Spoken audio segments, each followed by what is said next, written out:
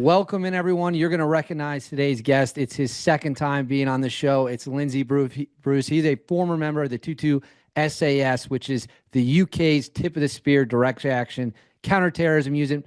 Badass dudes. We love him here in America. He's also a performance coach dedicating to making sure guys perform at their highest level that they possibly can. We rarely have double-time guests.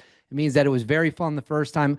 Lindsay, I could not be happier when you reached out, and we're doing this again.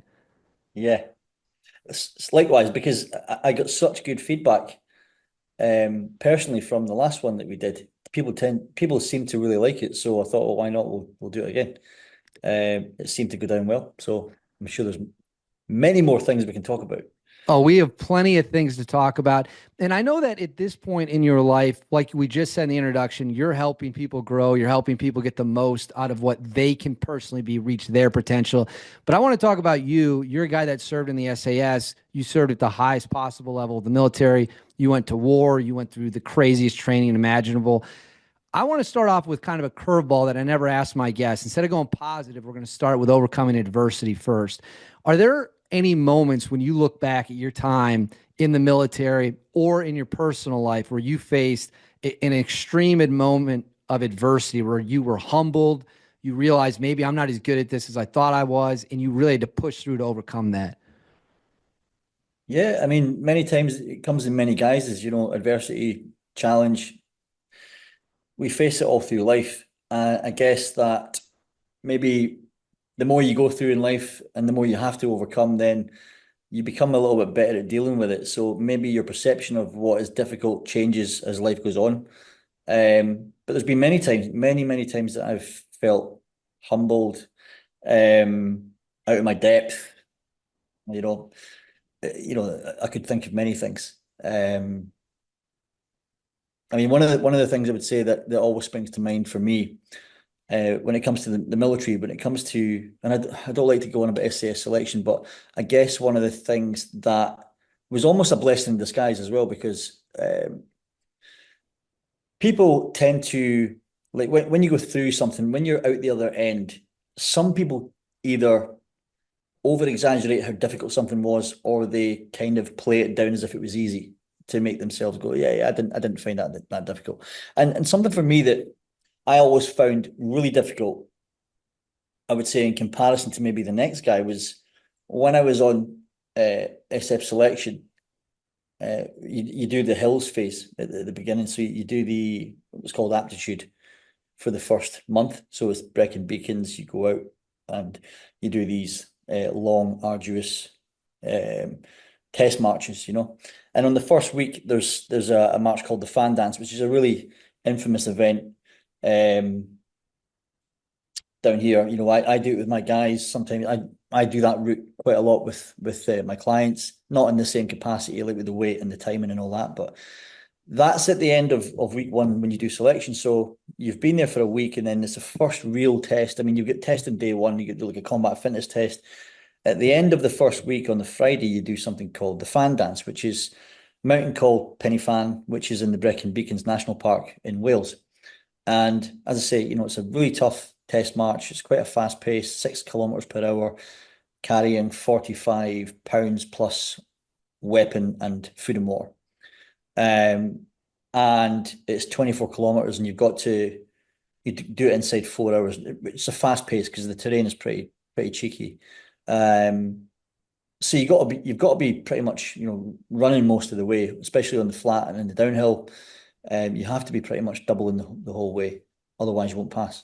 So on that first test, there's a lot of people come off the selection process on that one day. It does take a lot of souls that one day. But I guess it's the way of them kind of separating the wheat from the chaff, so they can, manage the numbers moving forward for the rest of the course. Anyway, whilst I was on this particular test march on the first Friday, I went over Penny Fan. We're going down. We came off down a thing called Jacob's Ladder, which is again a very well known descent and plus ascent, because you've got to go back over again. So you go all the way to the turnaround point, come back.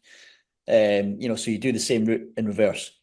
So on the first half, we're going along the track, and I was doubling. I was running with all this weight in my back, and I tripped on a rock, and I went fucking flying piled in and smashed my head straight off a rock and split the scar's kind of hidden by wrinkles now, but for years I had this scar that went from there all the way around to there, like a half moon. It was burst wide open.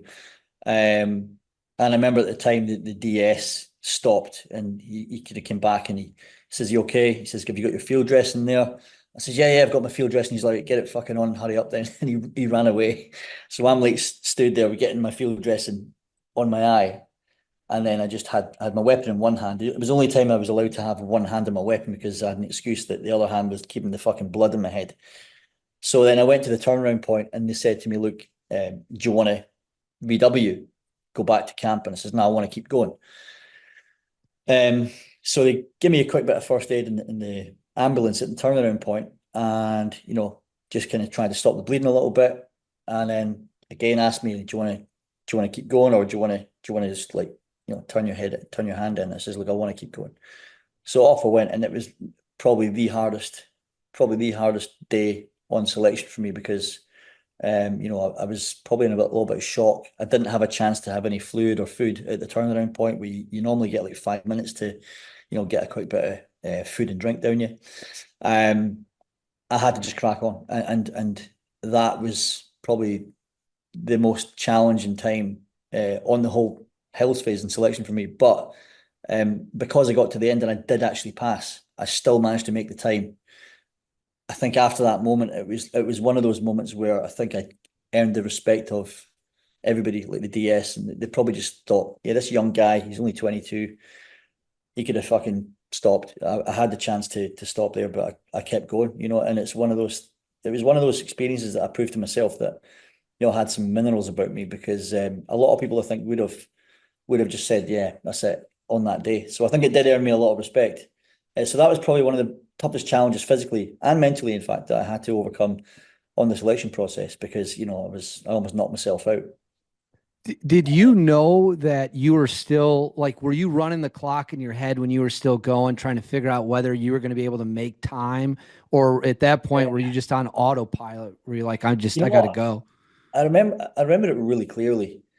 And I also remember thinking, I don't know how I didn't like twist an ankle or something worse on the way down that mountain because towards the end, it was like I think I spent more time on my ass than I did on my feet because I just kept on falling over. The weather was horrendous. The wind and the rain was so fucking bad, and I just couldn't keep my foot, and I was quite delirious. So I remember feeling really low, like my blood sugar was like fucking rock bottom. But I remember just going down that final descent towards the finish point, thinking I fucking have to pass this. Like this is not negotiable. I don't have a choice. I've got to get over that line. And I just remember, I don't know where it came from. I just dug down deep, my fucking deepest reserves that I had. And I guess I was an autopilot. I didn't even look at my watch. I just kind of hoped. I thought I'm just going to fucking, looking at my watch was going to take time almost. It was like, I just need to fucking get down there as quick as I can and hope for the best. And that's all I did. But I remember when I got to the end, it just fucking nearly collapsed. And they took me back. So they usually go back in the trucks. I went back with the medic to get my head stitched up because it was all fucking wide open. But thankfully, the cold weather helped stem the bleeding. It was probably a good thing that it was a freezing cold day as well because it was like the middle of January.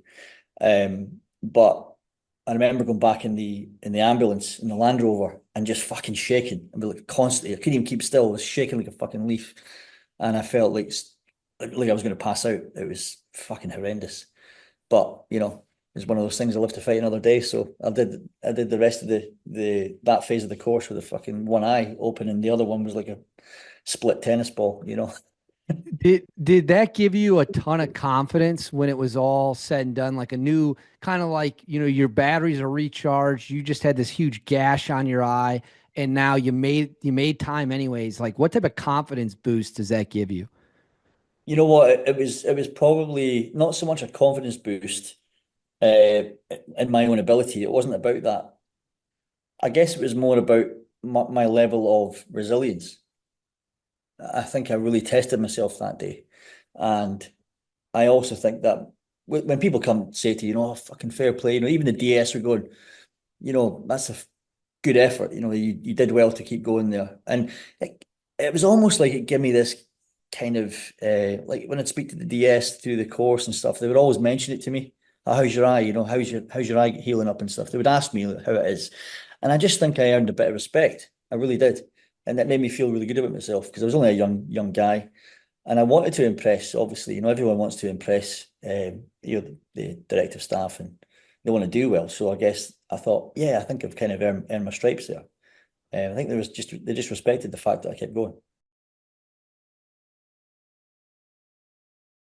Well, I think that's an incredible story. I can personally tell you if I smashed my face open while doing any type of physical activity, I would put my hand up and probably call it a quit for the day. But the fact that you're only 22 years old, which is a young person in the grand scheme of things, were you the youngest person that you went through with, or were there people even younger than you? With me plus one, my good friend Chris, he was actually younger than me. Like he was the youngest person on the course at the time. He was 21. Came from the Marines. He came from the Royal Marines, and he actually came to the same squadron as me. We went because he transferred and went to the SAS. But yeah, we went to the same squadron, and he was the youngest guy in the regiment at that time. I was the second youngest, so he picked me at the post. That's incredible. That's one of those things you hear it. You're just like 22 years old or 21 years old, tip of the spear. That is about as rare gets these Yeah, I days. mean he was an impressive guy for a guy of 21. He looked really babyish as well. I remember day one, in fact, seeing him thinking, "Fucking hell, somebody who looks as young as I do." But we ended up becoming best of friends, you know. And he was a really impressive guy. Yeah. Did they treat you differently in terms of like just kind of you're so young, you're only a few years out of like whatever your version of high school is over there. You know, you're barely an adult, and here you are joining the SAS. Were the older members receptive to you at the same level of anyone else, or because you were so young, was there a little level of hesitancy? Uh, I mean, hindsight is 2020. You look back retrospectively and go, actually, I was really young. But at the time, you don't feel that. You think of yourself as being a bit older, being a bit more mature because you want to be. You want to be seen as someone who's a man. You don't want to be seen as someone who's a kid. So there's two sides to it. There's one part which is like, yeah, I'm kind of this is my crew now. You know, I'm one of them. But there's also that inner child that does show up, and I guess I still get that. I think there's a lot of people that still get that. I spoke to a good friend of mine who was brought up as a youngest sibling out of several siblings, you know, and the youngest of like six or whatever it was, and I was the youngest of four. I guess when you're brought up as the youngest sibling, you do almost have that kind of inner belief within yourself that you're younger than you are. It kind of shows up now and again. You still think, fucking, I still feel like I'm, you know, a young guy, even though like now I'm 47, but I don't feel like I am. But at the time when I joined the regiment, I remember, you know, walking into what we call the interest room, which is the squadron, sort of, you know, the offices and the sort of meeting place where everyone sort of meets up. And then in the first day that we were in there, I just remember sitting there thinking, "Fuck me, like I'm so out of my depth." I was shit scared. You know, there was me and there was four others, my mates that joined at the same time. So we all, when we passed selection, we went on a bit of leave and then came back, and it was like everyone had been on a bit of leave, and we all met in the same day. So we met after leave with the rest of the squadron first day, and everyone turns up in like in civvies, you know, like civilian clothes. And me and my four mates were all in uniform because we were the new boys. We didn't have to be, but we turned up in uniform because I thought, yeah, you know, we better wear uniform. So we all turned up and we looked like the new boys. And obviously me and one other, we were like the youngest guys in the squadron or in the regiment at the time. And I remember just sitting there and feeling like a fucking child in amongst these big hairy ass men who just looked intimidating. But I mean, the thing is, at the same time, I always remember how friendly everyone was as well. Like everybody was like so cool. They had that vibe about it, you know, especially like B Squadron. When I joined B Squadron, it just had this real welcoming sort of atmosphere, and the guys were like so fucking cool. It was unbelievable. So yeah, I guess there was comfort in that because I felt like a kind of little boy arriving at this place, just feeling so out of my depth. Such imposter syndrome, if ever it was a time. But then I remember how some of the guys, like I always remember everybody from the squadron sergeant major all the way down to like, you know, the younger guys, everyone just treats you with respect. And from day one, you know, you're treated like an adult from day one. And I always remember how good that felt, because I came from the infantry where it was a lot more of a classed society rather than the classless society. Was there a moment that you think back to, because you're talking about imposter syndrome, and I hear a lot of guys who come on this show, a lot of them have said, I felt that I had imposter syndrome at whatever time it might be in my career, certainly tier one guys. Was there any point in your career where something happened where internally you were like, I do belong here. Like I am good enough to do this. I'm at the right place. And you kind of proved it to yourself, or was simply making it through selection and getting assigned to a squadron? That was justification in and of itself alone. I think in some ways the atmosphere makes you learn quick, and it makes you adapt even quicker. You have to. Sometimes you've got no choice but just you're flung into things without question. It's not like, are you okay to do this? We want to get you to teach a lesson to the rest of the lads. Are you okay? Are you comfortable? Oh, I don't know. They just say, right, this is your fucking job. You're on. Get on with it. You don't have a choice. You gotta just like buckle up and, you know, hope for the best sometimes and just do what you can. And I guess that the the standard of the man coming through selection, when they all come through that process, the regiment has that, it has that thing where they know that everyone's going through a certain process, so they know the standard. You know, it's a seal of approval getting through selection. So there's a lot expected of you when you join the squadron. I remember when I first went on when I went on my first operational training exercise, I had done what's called the Section Commander's Battle Course, which is an infantry course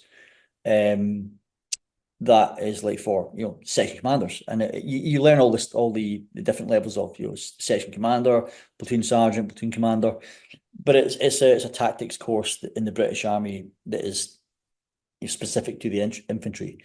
So we went on this operational training exercise, and I remember we were doing these ranges, these firing ranges, and like I was the newest guy in the troop, and I had also, you know, I had been fresh in these skills. I had done the course, you know, the year before, and we were doing infantry specific drills that no one was really that fresh on. Everyone was a little bit rusty.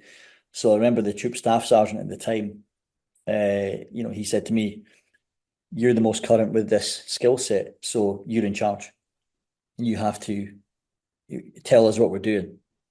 And it was like, holy shit, you know, I'm the new guy. But again, I embraced that and stepped into that moment and says, right, okay, you know, there's a reason why he's asked me, because I am the most current with this. I am clued up on it. I do know what I'm doing. And people will literally put their ego aside and say, right, what do you want us to do? Which is, again, was an eye opener for me, because, you know, there's no kind of ego involved with, you know, people have been in longer, you're the new boy, they want to be in charge. That was like, you know, you're the most relevant guy for this task, so you take charge. And I always remember feeling really proud of that, and just, you know, feeling nervous, but at the same time thinking, yeah, okay, I got this. So situations like that didn't allow much time for imposter syndrome to kick in. I think imposter syndrome kicks in more when you have time. So because that was off the cuff, and it was like, we're here now, you're doing it now. It's like, right, I don't have any fucking time to think about this. I don't have time to second guess myself, to get in my own head. I've just got to get on with it. So it takes away the thought process in that sense. So you don't have time to get in your own head. Whereas when you are maybe going into a new job, and you've got time to sit back and think about it, or you've got something coming up that you might have maybe a couple of weeks, a couple of months to prepare for it, that's when you tend to, I think that's when most people tend to get into their own heads and go, fuck, you know, am I good enough for this? Am I ready for this? So I think cutting down the time lessens the chance of imposter syndrome. Sure. I think that's a great point. You know, what do they say? The devil dreams on an idle mind. If your brain Absolutely. isn't, Yeah. if Yeah. your brain's not actively Yeah. locked in on something, is there a memory where you thought to yourself, I want to talk about like situations where it was a super dicey close call. Is there anything you can talk about, or anything that ever happened to you where you're like, shit, that got a little too dicey, a little too hairy. We almost bit off a little more than we could chew. Did you ever have a super close call, whether it be training or the real world deployments? And what did you do to handle anything of that nature? I've spoken about one particular occasion before, and I've experienced this many times in my life in many different situations. You know that feeling when something happens and you kind of just deal with it in the moment, but then later on when you're sat there with a cup of tea, you're going, holy fuck, like I could have died. And then that's when it kicks in. You know, it's the retrospect that you get from the aftermath when you got time to mull over things and you go, holy shit. That I think is what, you know, when you hear of people getting PTSD and stuff like that, a lot of the time it stems from that mechanism. So it's not that something happened like physically or you know, something that was maybe traumatic from a sense of it injured someone or killed someone. Sometimes it can be the what ifs that get in your head that really, you know, ferment in that over time as well. Like, a good friend of mine, when we were in Northern Ireland back in the 90s, he found a command wire. So my best friend, he found this command wire, which was rigged up to a device. And intelligence told us that there was intent that this command wire was linked to a device that was going to be initiated on one of our mobile patrols that was going out from the RUC station, which is it's now the police force Northern Ireland, but it was then the Royal Ulster Constabulary, which was the police force in Northern Ireland at the time before the Good Friday Agreement and the you know when the Troubles were still very much a thing, and my friend found this command wire and you know we obviously put in a massive cordon and stuff and took care of it and neutralized you know the threat if you like. But intelligence then told us that the intent was to take out one of our mobile patrols. So my friend actually ended up getting post-traumatic stress because he remembered this and it was the what ifs. It was the thought of what would have happened hadn't he found the command wire that played on his mind for years afterwards. And he found it years later that it was from that it actually triggered this form of post-traumatic stress. But nothing actually happened. You know, we found it in time to, you know, take care of that. But a lot of the time that is what happens. And a particular time for me, anyway, that always sticks out in my mind is the first time that we ever got shot at. You know, we were on this it was over in Iraq. We were opened up on from this building that was probably a couple of 100 meters away, and it was in the old Pink Panther Land Rovers at the time, and I was driving. My mate was in the commander's seat, and one of the other lads was on the gun. So we were doing the normal extraction drill of getting out of the killing zone basically. So we were sort of like doing fire maneuver backwards where one vehicle was covering the other. And as we were going back, the rounds were actually hitting off the vehicle. So that we were actually opened up on and the rounds were like fucking like so close. And I remember just thinking at the time, you know, is the next one gonna go through my fucking face? Right. But at the time, what was really weird is that, and it sounds so fucking crazy when you think about it. At the time, when we were under fire, like I started kind of laughing. Like I found humor in the moment because it was almost like an unconscious defense mechanism that kicked in that you kind of find it funny, which it's not funny, but I guess it's your body's natural way of dealing with something that is an immediate threat just to get you through the situation. As that fight or flight kicks in, and your nervous system finds a way to deal with it. And a lot of the time you don't have control over that. Thankfully, you know, that's what happened to me because it wasn't until afterwards that I thought back and was like, holy shit, you know, any of us could have, or all of us could have been killed then. Yeah, it could have been that bad. If I was taken out, the vehicle stops and then, you know, others could have been killed. But at the time, I think you just find a way, your nervous system finds a way to get you through the immediate danger. And it's not until afterwards that you think back and go, yeah, that was pretty close. Could have died. That's a great story. You mentioned PTSD. I didn't have this on my list of questions, but I want to throw something out to you because I'm curious to get your opinion on it. I've had a handful of former SEAL Team 6 Delta guys who come on this show and they talk about PTSD, mental health, and they all have the same opinion. Now, granted, only 4 or 5 of them had talked about it. It's not a big sample size. We're talking 4 or 5 guys.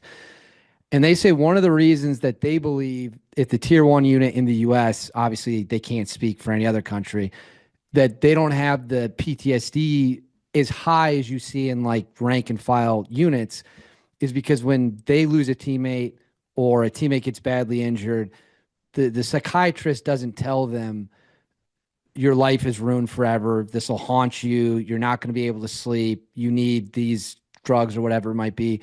They get told this was a really shitty day. It's a really shitty situation. And tomorrow when the sun comes up, we're going to find another target and we're going to remind everyone we're still running the show out here. They say that they think that's a more useful way to handle death, shootings, things of that nature, than a therapist who says, this will be with you for the rest of your life. How would you react to that argument? I always think that the expression "be careful what you say to yourself because you're listening," and that goes for your own inner dialogue or someone else telling you something. You know, depending what your belief systems are, depending who you are, I guess, will depend on how you respond to what you're told. So some people will be very much vulnerable or yeah, vulnerable in the sense that they would believe something like that. If someone says to them, this is going to be with you for the rest of your life, this is going to ruin your life, you're going to need this medication. Some people will take that and go, yeah, okay, maybe you're right. And some people will just go, no, I fucking won't, I'll prove you wrong. Guys from the special forces environment, I would say most of them, I would say 99% of them would say, I'll prove you wrong. They're not going to believe someone who tells them something like that, but the odd person might. And it's also relevant to what you tell yourself. But regarding how someone would deal with that, like a soldier on the ground dealing with potential incidents that could cause potential PTSD in the long run, I guess that's not going to catch up with them for quite some time, a lot of the time, you know. You often hear people who have PTSD, it's sometimes years afterwards. Usually not immediately. It's not until later on when there's time to, change your lifestyle or something else happens. You've not got that adrenaline rush to keep you going. When things are happening daily on operations, for example, you have a coping mechanism that just deals with it, and you soldier on. You get on with it. But that will be okay at the time because you're conditioned to do that. So soldiers are built in a way that they're conditioned to respond and react in a certain way. That's what their job is. And they'll keep doing that for potentially a long time. But the more that you do it and the more that you ignore something that is potentially, that's gone off inside, then that can take months, if not years, to sometimes come out.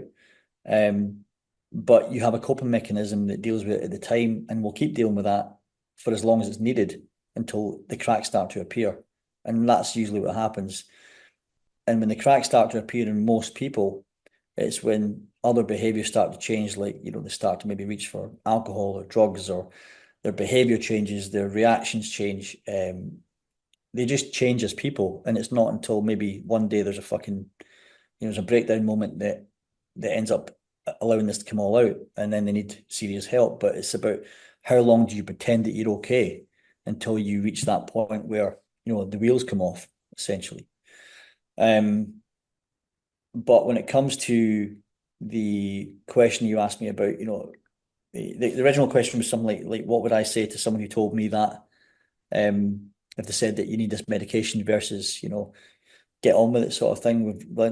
That what you said is essentially what I've just explained, which is we're here to do a job. You need to just keep going with it, and that's kind of the mentality of the military. There's a job that has to be done. You keep going until it's done. It's not until later that these things will come out, obviously. I think that was incredibly well said. And that's actually a really good segue to kind of the next thing I want to talk about.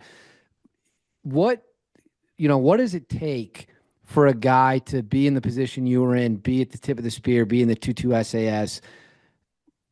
if they boot someone out, is it alcohol and drugs? Is it performance? Is it they changed as a person? Maybe they came back from war and it trauma changed them. What does it take where it's no questions asked? You do X, Y, and Z. You're leaving this place and you're never coming back. Well, I mean, if someone gets thrown out, Yeah, uh, you know what, I can't speak from experience. I don't know anyone that was thrown out or asked to leave for those reasons, personally. So I really, I can't answer that question from a place of experience. Um, I have witnessed people being, uh, returned to unit for not being capable enough or making mistakes that were not in line with the values of the regiment. Definitely that's happened quite a bit. But as far as someone's mental health, I've never heard of anyone actually being discharged. I've never known anyone who's been discharged for that reason at all. So I honestly couldn't answer that.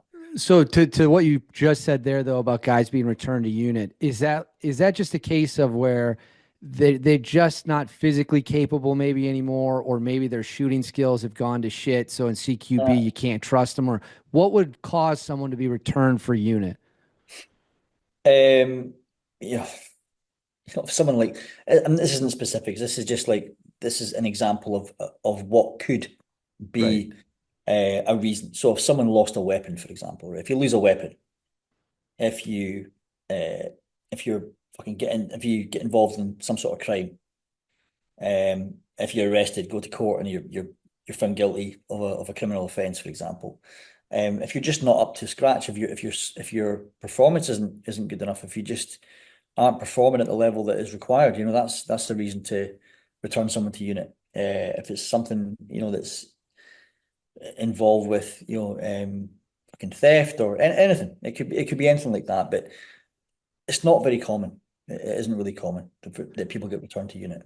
Are you so I know I've had some guys talk about this on the record at both Delta and SEAL Team 6. If you get returned, if you leave, you go back to whatever your original, whether it's the Rangers, Green Berets, or the regular SEAL teams, and the reason for getting removed wasn't something sinister or criminal, you can come back, I believe, after 18 months. So the example that's always talked about is a guy had a negligent discharge. He itself admitted it, said I ND'd in this area. He was gone for 18 months. After 18 months, he could come back, which is exactly what he did. If you get returned to unit at the SAS, is there a road to come back, or is it just Yeah, it's see you happened later? as well. There has been times of, again, very rare, but there has been people who I've personally known in the past, in my time in the regiment, that have been returned to unit then come back. Because at the end of the day, it's like if you look at someone who's on a football or a soccer field, as you call it, like there's an expression that I think is relevant in sports, like when it comes to like soccer players, football players. Um, one good performance doesn't make you a good player, and one bad performance doesn't make you a bad player. It's just something that happened. You deal with that at the time, but one negligent discharge doesn't make someone a bad soldier. Right. It fucking happens, right? And we all fuck up. We all make fuck ups. None of us are perfect. I guess it depends on the enormity of the fuck up and maybe who knows about it, what they can potentially cover up and say, right, we'll keep this in house because it was a fuck up, but we'll keep it between us. That happens as well. But at the end of the day, we're all human. None of us pretend to be perfect. We're going to make mistakes, and that's something that I always embrace, and I always tell my clients is like you're going to fuck things up. Get used to it. Be okay with it, and just learn from the mistakes that you make. And that's part of life. So I think that when we expect people to be perfect, we're setting ourselves up for failure or disappointment because no one is. Yeah, I mean, there's nobody on this planet that's perfect. I make mistakes. Trust me, my fiance would tell you I make mistakes all the time. So We all do. we all do. It's just like you said, you got to accept it and move on. Now, I've only ever interviewed two guys from the SAS. You being one of them, Melvyn Downes being the other. Two of my all-time favorite interviews. This one's shaping up to be incredible as well. I know that you and Melvyn know each other. I found Melvyn to be absolutely fascinating, just incredibly entertaining guy. How long were you guys in the SAS at the same time? And what are your opinions on him as a man and then as a military operator? So we'd have been in for like several years together. Like I think my whole time that I was in, he was still in. He joined way before me. He did it a lot longer than I did. Excuse me. But the coincidence there is that so Mel's a friend of mine. We speak sometimes on social media. I've not seen him for quite a long time now, but he doesn't live here. He doesn't live in Hereford. So I would see him very rarely, but we speak on occasion still. And the coincidence there is that Mel was actually the first SAS guy I ever saw. In reality, for me anyway, as a young soldier, he was the first SAS guy that I ever physically saw with my own eyes. And it was when I was on my section commander's battle course in a place called Brecon. He was an instructor there. So he was one of the instructors on the course. And I remember, because it's very distinctive insignia, the blue stable belt with the sandy colored, the beige berry. It really stands out, and it's something as a kind of wannabe SAS candidate at the time. It was something that I really looked up to, and I remember one of my friends saying, "There's always an SAS guy down there, like an instructor." So I was kind of looking for who the SAS guy was, and then I remember the first day I saw Mel, and just being in absolute fucking awe, because he's a physical specimen. He's always Yeah. been. I don't know how old Mel is now. He's quite a bit older than me, but he's still in really good shape, and he's like he's an animal. Like he's an absolute machine. He was kind of like, even in the SAS, he was like one of the guys who was like known as being fucking like a bit of a machine within that elite group at the time. And I guess the regiment sending someone to an external infantry battle school, they want to send the best. It's a bit like the DS, that are on selection. It's like usually the cream of the crop that get those positions. But there are certain guys that are just more cut out for that role, I think. And they're all very much of a similar ilk. It's always like the guys who are physically really fit. Not to say that other people are unfit, but there's guys that just are a little bit more physically advanced, I would say, because you have to be as a DS. So in this battle school that I did this course, Mel was the SAS instructor, and he wasn't my instructor, but he was one of the instructors in the same school. And I remember we did this. He did what's called a 3 miler. So you do like a 2 miler, a 3 miler, and you do a 5 miler, an 8 miler. And the 5 miler and 8 milers are squadded runs, but the 2 miler and the 3 miler are individual best effort. So there's a time limit that you've got to pass this test. And it's a pass or fail. And the 3 miler is a fucking beast. It is just horrible. It is absolutely horrible. It's disgusting because you've got to go like fuck. You got to, within the very word go, you've got to move, and you've got to keep moving at a certain speed, or you will not pass it. Like loads of people fail it. I'm proud to say actually, I was the first over the line. I actually got the fastest time in the whole course, right? But I was really fit at the time myself. But we were at this meeting point at the bottom of this hill. So the start point for this 3 miler is at the bottom of this hill, and it starts, and you look up the hill, and it's like a zigzag range road, goes all the way up, and it seems to go on forever. Then eventually goes over the brow of the hill, and then you're into more undulating, kind of more flat terrain. But I'd say the first mile is on an incline, and Mel was like the hare. He was the guy who had to go first, and we were like, he led by example, so he would go, and then you had to try and catch him. No one did. But I remember just sat there, and then he's getting ready to go, and we were all watching him, and he just set off, and he just didn't fucking stop. Like to the top of he ran all the way with a pack in his back as well, and the pack wasn't light. He ran all the way to the top of this fucking hill, and everyone just like, holy fuck, it's insane.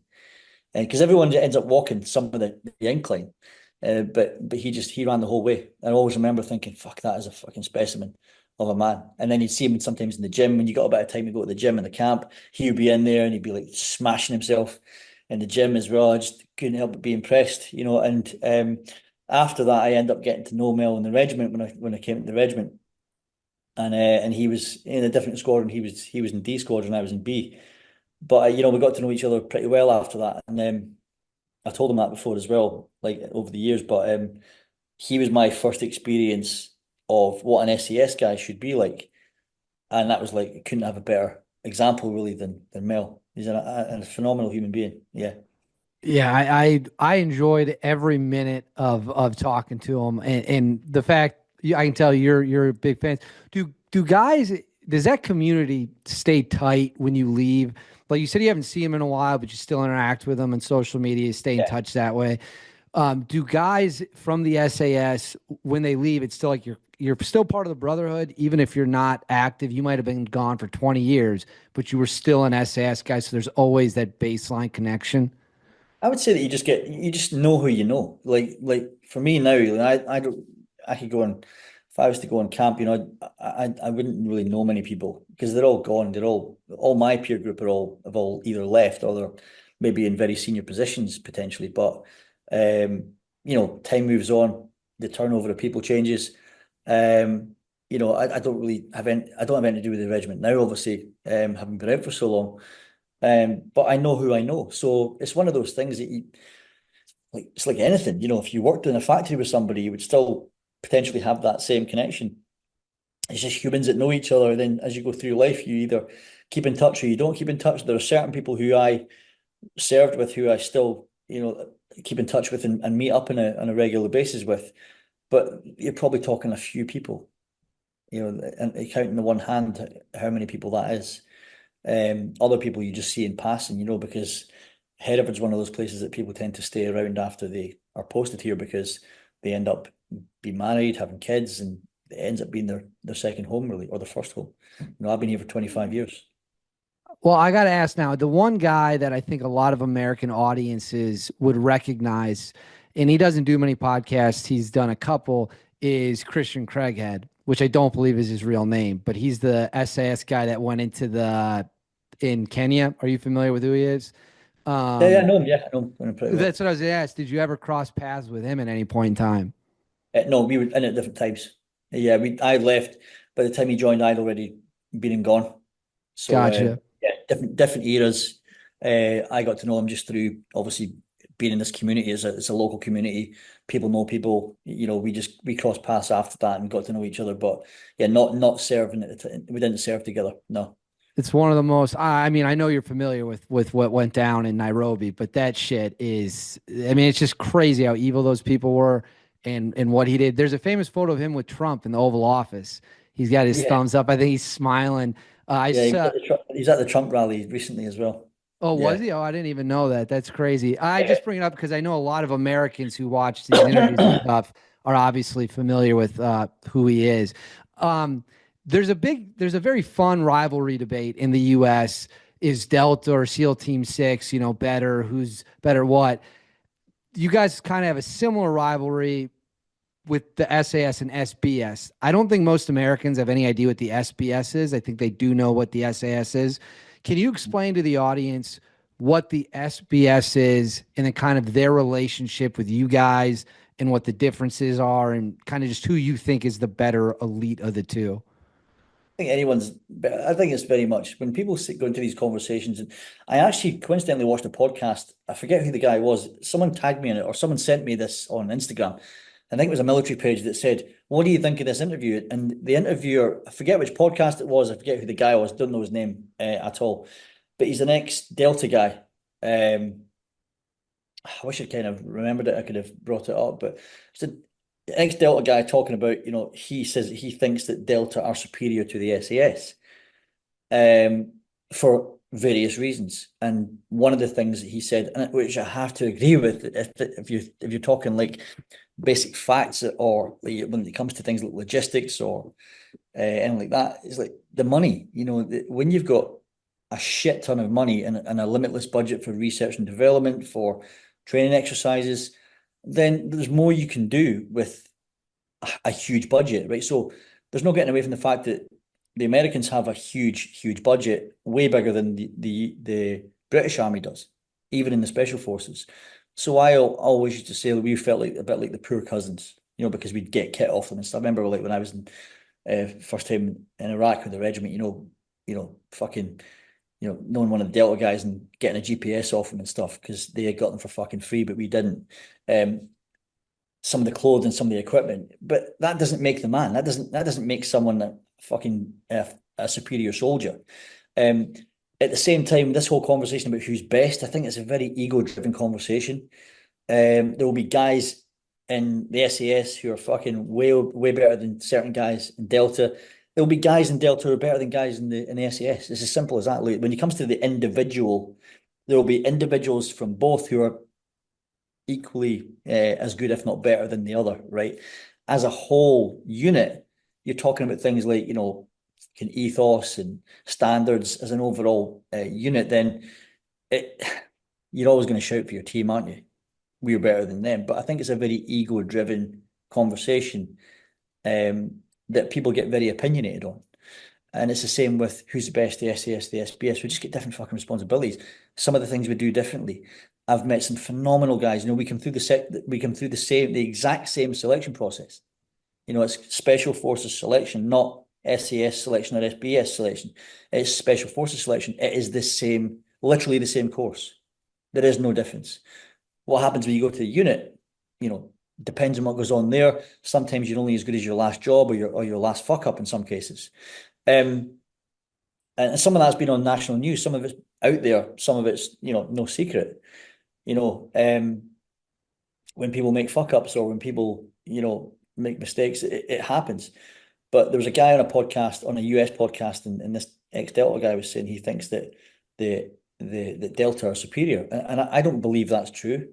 I don't think it's fair to say either way that one's better than the other.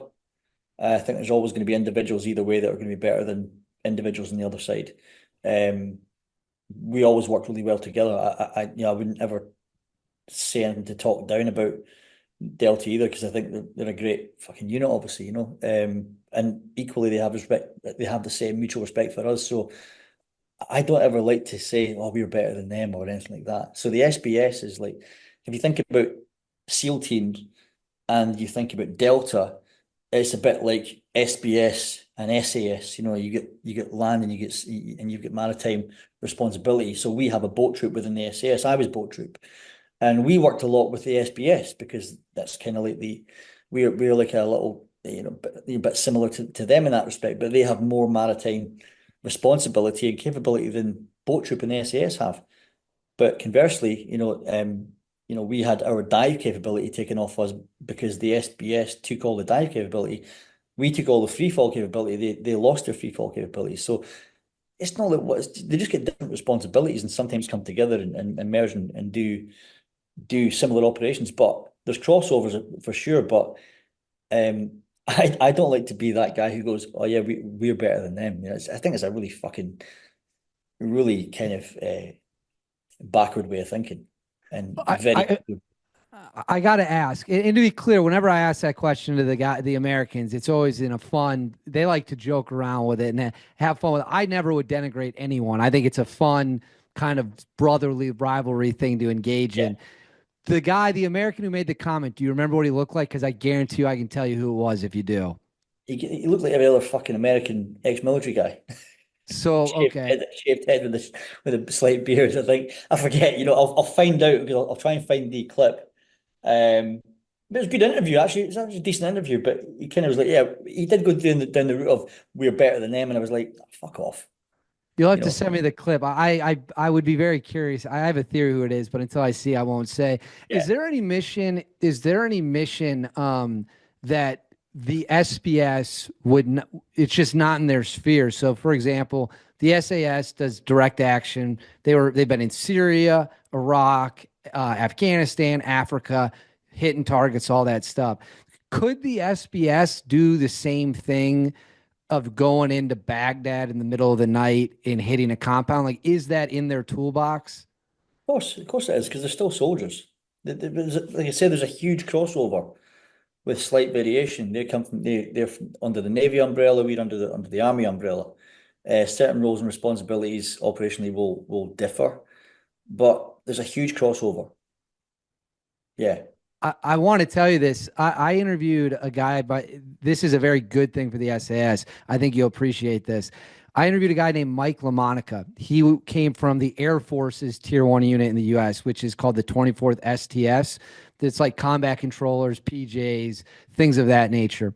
He was attached to an SAS team in Baghdad. I believe it was in Baghdad in '06 when they were hunting Zarqawi. And Oh, they had done this hit. They were coming back to base. This story is incredible. And he says they give him this intel, and they're like, Zarqawi is in this building. It's the middle of the day. You guys got a helicopter in and go get him. And they're like, we're not going anywhere until we actually confirm that this intel is accurate. And he said he thought that was the smartest, most responsible way he'd ever seen any unit, because he's like, his exact quote was, I knew units that would have taken that info, said, F it, let's go. And we would have watched two helicopters get blown out of the sky. yeah, this is the thing, yeah. And he So, said that those SAS operators that he was attached to, they were like, we'll give us 8 hours. We'll make a decision. They didn't go. Zarqawi wasn't there anyways. But the SAS for the American audience was pivotal in getting Zarqawi. They found pivotal intel and were huge, huge. You cannot overstate how important the SAS was in that hunt. So that's yeah, kind of cool. I left at that. I was actually working as a civilian on the. I was working for CNN then, actually. At that point, when Zarqawi was killed, I was actually working as a security consultant for CNN. And one of our correspondents, Nick Robinson, he had actually been to the door of someone who apparently was related to Zarqawi. I remember that quite clearly. But I remember I think I was actually in Oman airport when I found out that Zarqawi had been killed. Yeah, well, Yeah, that was, the world certainly doesn't miss him. Talk about just an no, no, no. absolute piece Yeah, of garbage. horrible individual. Um, Real quick on the last thing between just kind of your relationship with the Americans, because obviously Delta Force is modeled after the SAS. Charles Beckworth went to the SAS, learned from him, came back, used that template here in the U.S. You told a really funny story about the shooting competition or the shooting drill in our first interview with the Delta guy that was on like an exchange. Oh, of course, yeah, yeah, yeah. Yeah, Ken, that's a great story. But it got me thinking, how much would you do cross training with Americans during your course? And then how often when you were deployed would you see guys from Delta Force like wherever you were? Quite a lot, actually. I mean, we were next door to them in Baghdad. We were next door neighbors, essentially. And you do joint, and depending on the size of the operation, it could be a bigger operation, so it requires more people. So it would be a combined operation, so even like the US Rangers were there to do some, like they were like almost like a crossover, like a sort of US contingent of the parachute regiment, I would say. Um, it's slightly more on the elite side of the infantry, for example. Um, so you would, because there's not that many of us, there'd only be like a squadron of us anywhere at a time. The squadron's not that big. It's like, maximum 40 guys. So when you think about it, a lot of the targets that were maybe bigger, they would require a joint operation. So yeah, we'd work with them closely, quite a lot actually, and in a very, very good relationship because we do exchange packages and stuff where they send their guys over here and vice versa. We send our guys over there. Sometimes there's one guy over there for maybe like a couple of years. So Really? yeah, we're very closely related, and it's a good relationship, I would say. Yeah, and I think I've heard so many guys from America praise the SAS. You can tell they just have all the respect in the world. Yeah, there's a Certainly, lot of mutual respect there. Yeah, hell of a lot of yeah, mutual. and it makes sense because again, Delta is modeled off the SAS. It's the exact Yeah. template. On that note, did you ever work with or know of any other foreign units that you personally thought were really impressive, whether it was the Australians or whoever it might be? Did you ever know of any other foreign country where you were really impressed by their special Eh, operations? not really. No? And no, I'd say I think I found the Australians, honestly, no offense, but they weren't really up to much. They weren't on the same level. Um, um, Other than that, when I was in the infantry, we did exchange packages when I was in the infantry. I remember actually being when I was in my first year in the infantry, we did an exchange package with the Danish army, which is a conscript army, and been absolutely blown away by the fucking like the gulf and difference between the British Army, which is obviously a voluntary army, versus a conscription military. It was just like fucking outrageous. I mean, I was like 18 years old. I was in Germany at the time. We did this exchange package with the Danish, and the first day on parade in their camp, they were like most of the platoon turned up with fucking like purple hair and shit, earrings in. It was like they didn't have any kind of like discipline like regulatory discipline like we had, like with appearance and bearing and stuff like that. They did what they wanted. It was really, really weird. But the standard was fucking terrible. Awful. They were shit. They really were terrible. That is not. That's probably the most memorable sort of like time working with another country's forces. That was when I was still like I say, I was a young soldier in the infantry. But I'll never forget that. It was like, holy, what the fuck is going on here? It was mad. That's Very. amazing. That was way more entertaining of an answer than I possibly expected. I didn't realize that they had a conscription I had army. kind of forgotten that until you asked the question. I'd kind of forgotten about it until it was in there somewhere. But yeah, but that's what you get with the conscript army. It's probably why the Russians get fucking hammered by the Afghans, in the war back in the 80s, because it was a conscript army, people being forced to be there really against their will, versus a passionate fucking force of Afghanistan. So that's why they get hammered, because the standard's never going to be it's never going to be the same as a professional army. No way. Right. No, I totally agree with you. That makes perfect sense.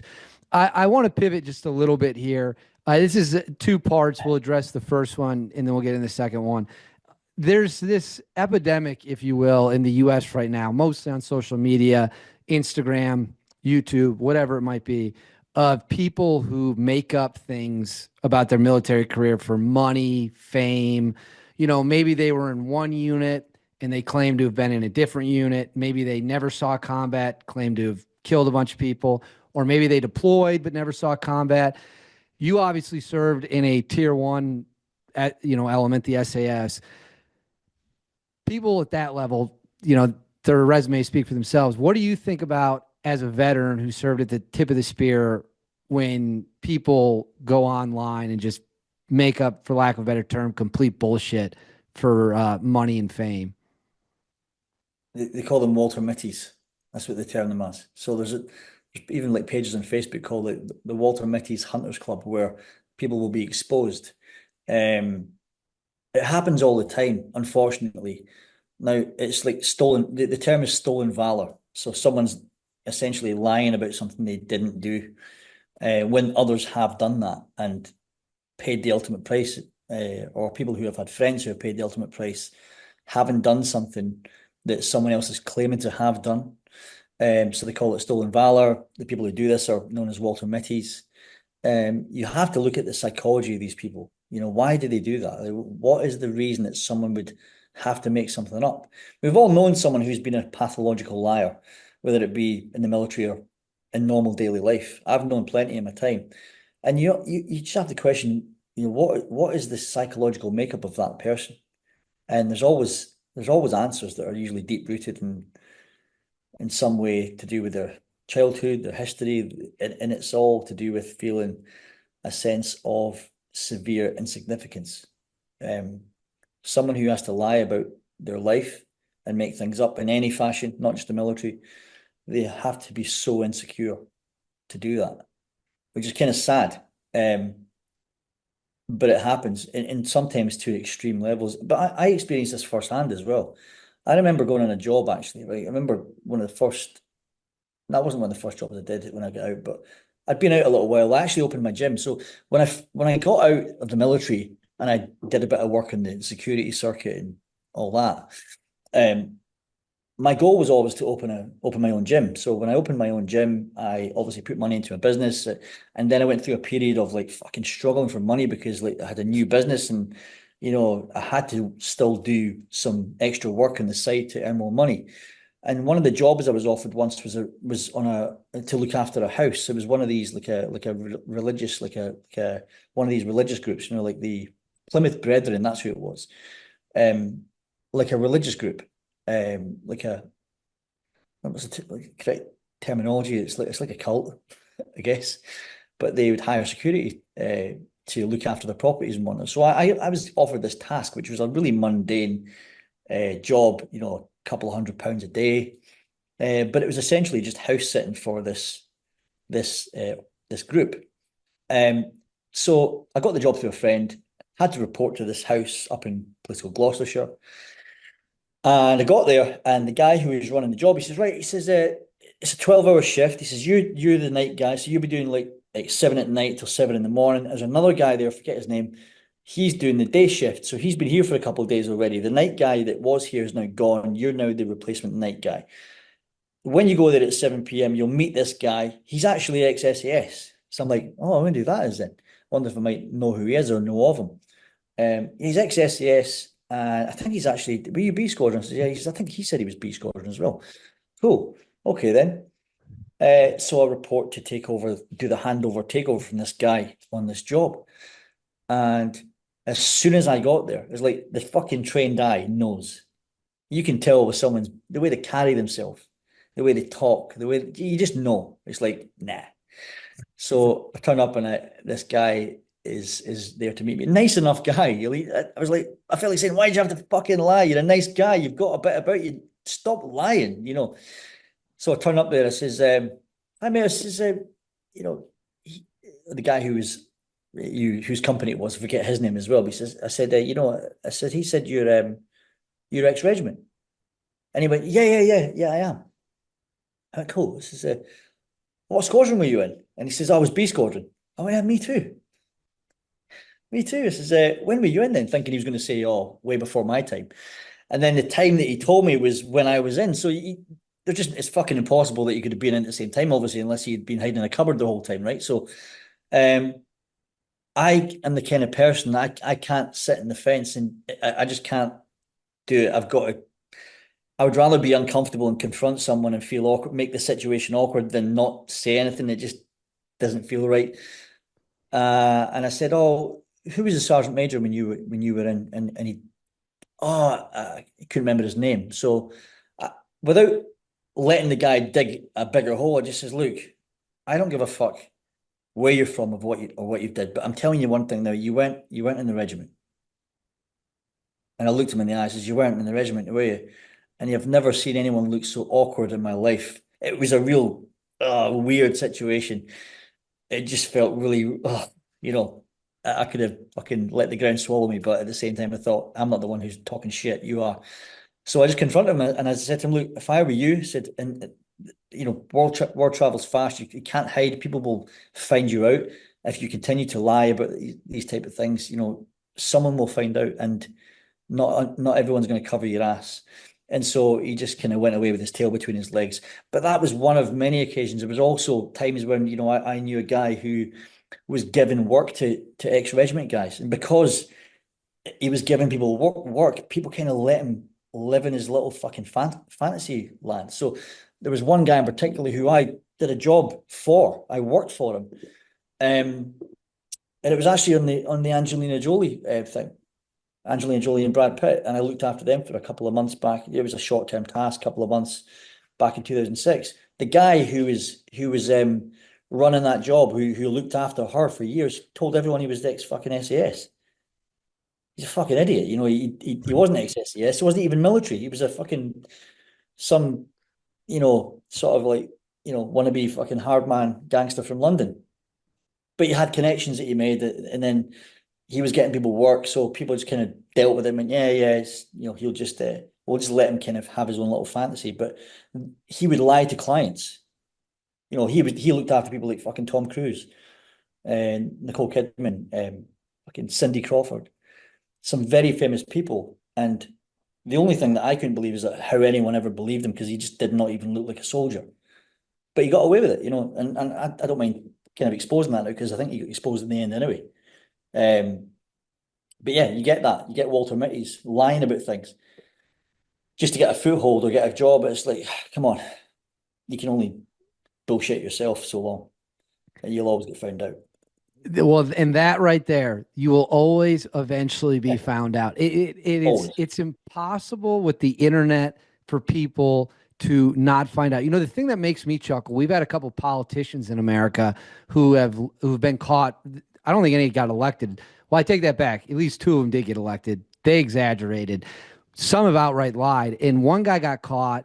He lost the election, but he said that he did all this highly classified shit in Afghanistan and Pakistan and all this stuff.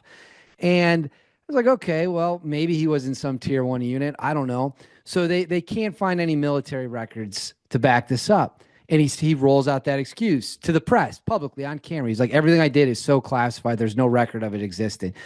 Right.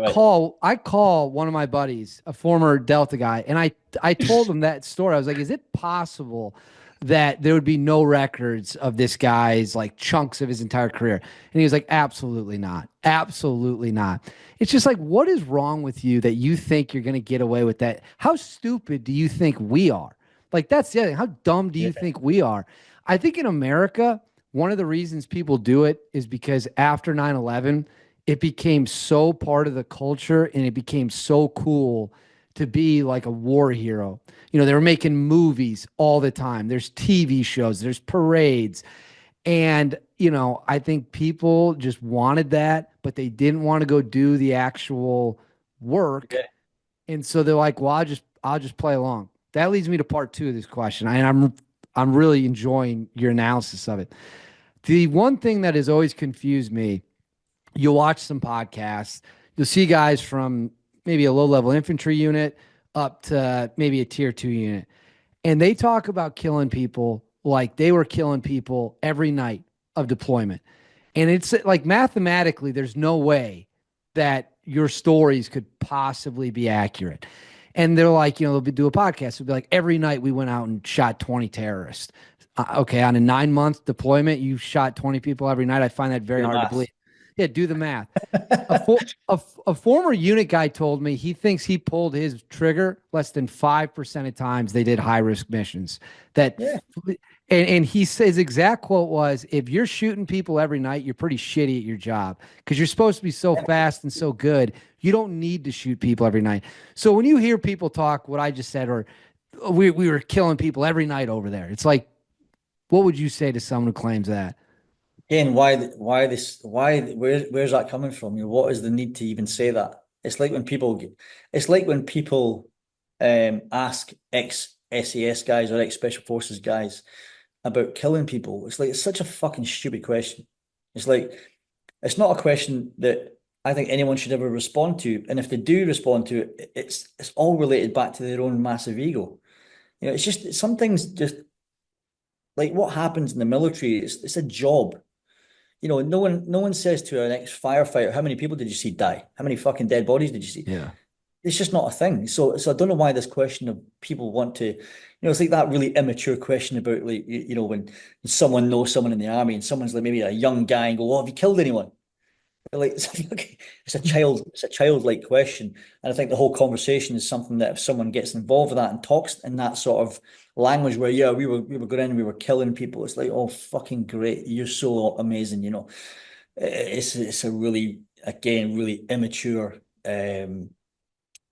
conversation route to go down. So these guys, I think anyone that says that, as well as talking shit, I think the whole nature of that conversation and the subject at the root of the conversation about killing another person, albeit bad guys, even if an element of it was true, it's like, where is the need to talk about that coming from?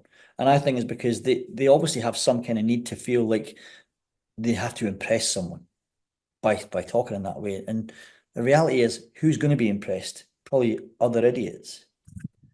Well said. I think to your point, for me personally, I can tell when someone I think is being serious and when they're lying when it comes to that subject. I interviewed a guy named Chris Fettis. I've interviewed him twice, former SEAL Team 6 sniper. He's overcome a lot. He experienced a lot, went through some very difficult times in his career. and one of those was tied to a hostage rescue mission in a shooting that he had to carry out to clear the assault force coming in. And you can tell when he speaks about that experience, it's very serious. Like it's an incredibly serious thing to him. And that's how I know the gravity is not lost on me or lost on anyone watching. That is a lot different, in my opinion, than these idiots who go on podcasts or down at the local bar telling stories that frankly are almost certainly not true. Because how can you talk about it so casually as if it's like a joke? And it's like, because I know this guy and many others who've obviously had to engage in combat, and it's very serious for them. Or at a Yeah. minimum, it's analytical to them. This was the job. We did the job. It's not like I'm going to go pick up women. So I think your point is 100% sound. I will tell you this. I have never once asked anyone on this podcast if they've ever killed anyone. I have asked people, and I think it's a good question. When the first time you went to combat, how did that change you? What were the expectations versus reality? And then where they want to take that, that's different. But I agree with you. Asking someone if they've killed people, that's a ridiculous thing to ask someone. That's a ridiculous thing to ask somebody. Yeah. 'Cause I don't think if you're, I mean, when you're in a job where you're involved in situations where that could happen, then you're not some kind of like fucking serial killer that who just wants to go and murder people in cold blood. You know, it's you do things that are relatable to your job, and then that's because that is maybe a mission that someone is on at the time, and sometimes that has to happen. But it's not. I don't think it's anything that anyone should be like proud of. Like it's something that I don't think it's something that anyone should be like, yeah, this was fucking awesome because we killed people. I don't think that if you're someone who's a professional soldier, that's just not in your sort of repertoire to be that kind of person. I think it's a very dickish mentality, you know. And I've heard stories about people like I'm not talking about like people I serve with or in my unit, but I've heard stories about people who were like on tour in Afghanistan. There's documentaries on Netflix about it, and there's conflicting stories about people being murderous and fucking with the intent of just wanting to maliciously kill people. I mean, there's the documentary on Netflix about Eddie Gallagher. You know I think he was SEAL Team So 5. yeah, he was on one of the non yeah, Yeah. There's stories out there like that are public in the public domain. I don't fucking know what the score was with that or what really happened, you know, but you do hear stories about people saying, yeah, so and so was malicious in his intent and wanted to just fucking kill people, like an open turkey shoot. You know, you do hear people like that. There probably is some people like that. But I would say that the majority of professional soldiers is not something they would ever want to gloat about.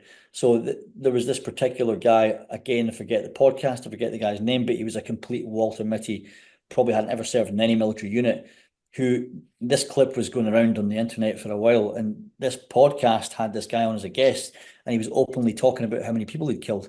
And I think he was just full of shit. He probably hadn't even fucking, you know, killed a fucking fly, but at the same time he was making up all these these audacious stories about killing all these people, and I was like, the way he was talking about it, you could just see through it as utter bullshit anyway. But people believe it. You know, the podcast interviewers going, oh, he's believing it. You think, where do these people come from? You know, how did they get people like that on podcasts? I don't get how these people end up being on a public forum where they can talk like that, and who is responsible for getting them a spotlight to even talk about it. Well, I'll tell you something I'll tell you something at the end of the interview. I got played once real bad. Now, I was never in the military, and this was years ago before I kind of met people and kind of got a better understanding. It was right when I was starting. I got played as bad as getting played happens. But I'll tell you off camera, by someone who made a bunch of bullshit up, to your point, and I had no idea.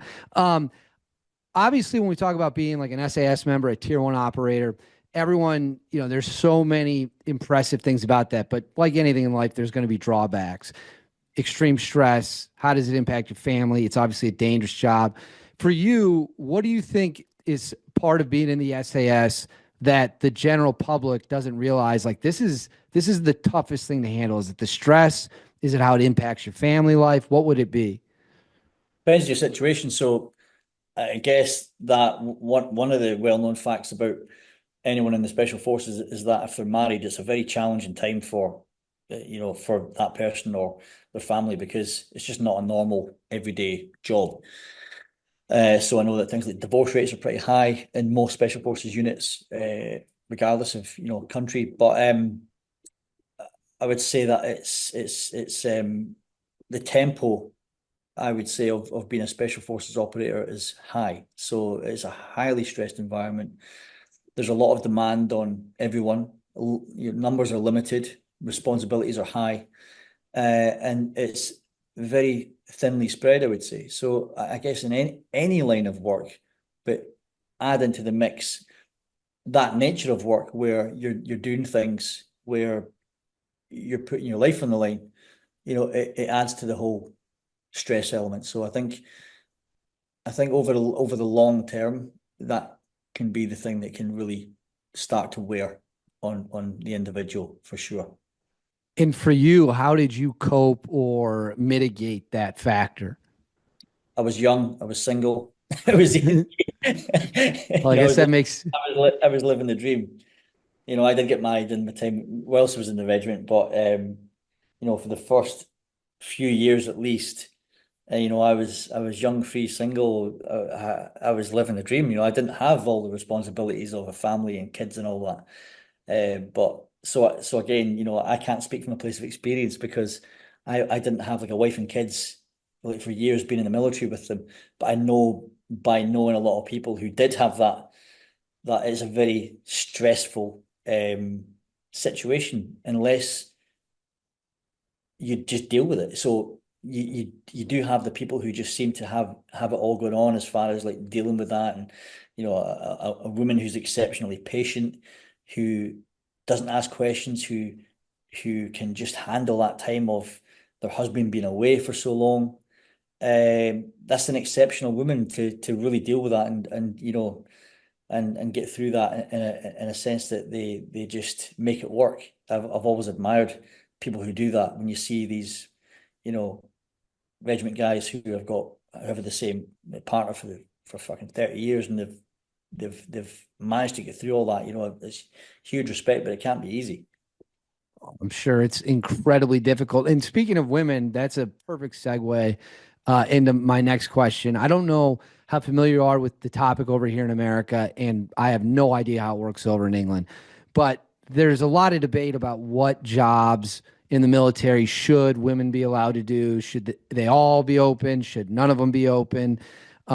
We do in the United States have a very small group of women that work in special operations, but it's insanely small. As a former, I mean, you've been to war, you've been in the military at the highest level. What would you say to what is the role for women in the military? Should it all be open? Is there a happy balance? How would you break that down?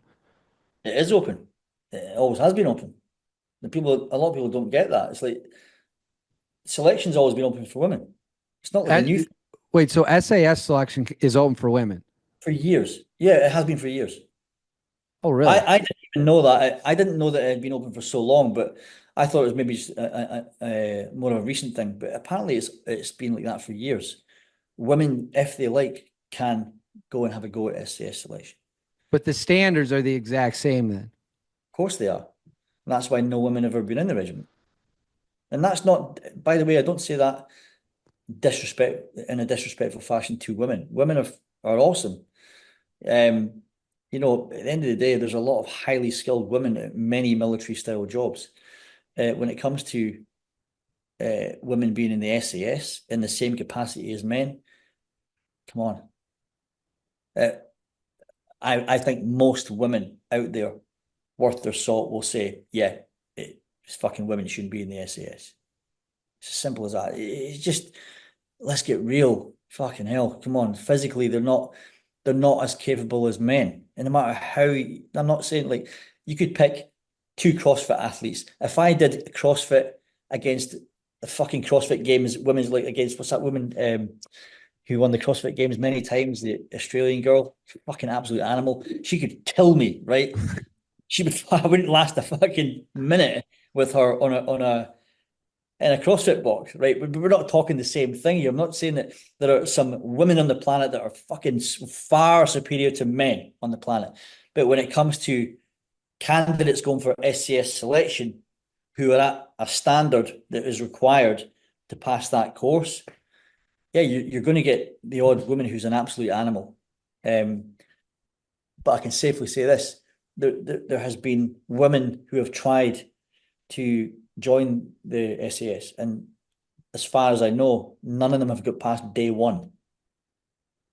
Right? That's not just a random coincidental statistic. That's just a fact of life. It's like they're just not cut out for it.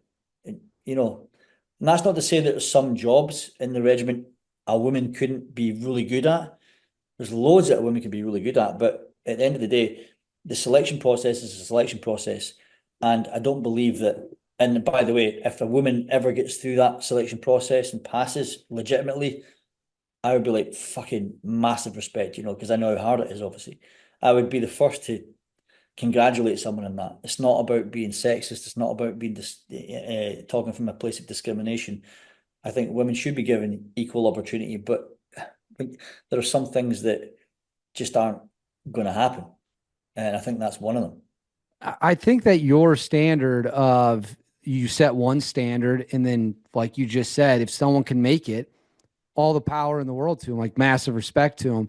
Yeah, So absolutely. that because that's different here in America. Women are banned from attempting OT, like the long walk and OTC, and they're banned from being Navy SEALs, which automatically keeps them out of being on SEAL Team 6.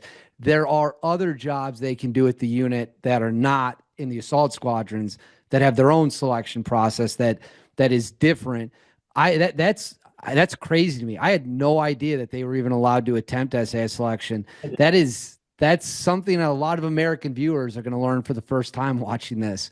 Not only that, it's like a lot of time if there's, and again, this has not come from a place of being sexist, but if there's some fucking heavy shit to lift, a lot of the time the women will go, yeah, you men fucking get on and do that. We'll stand here and we'll get the tea on, sort of thing. And that's not in a sense that I'm being sexist, right? Get out of there. But a lot of women are more than happy for the men to just do shit like that. They're fucking more than happy to do something else that's more kind of suited to them.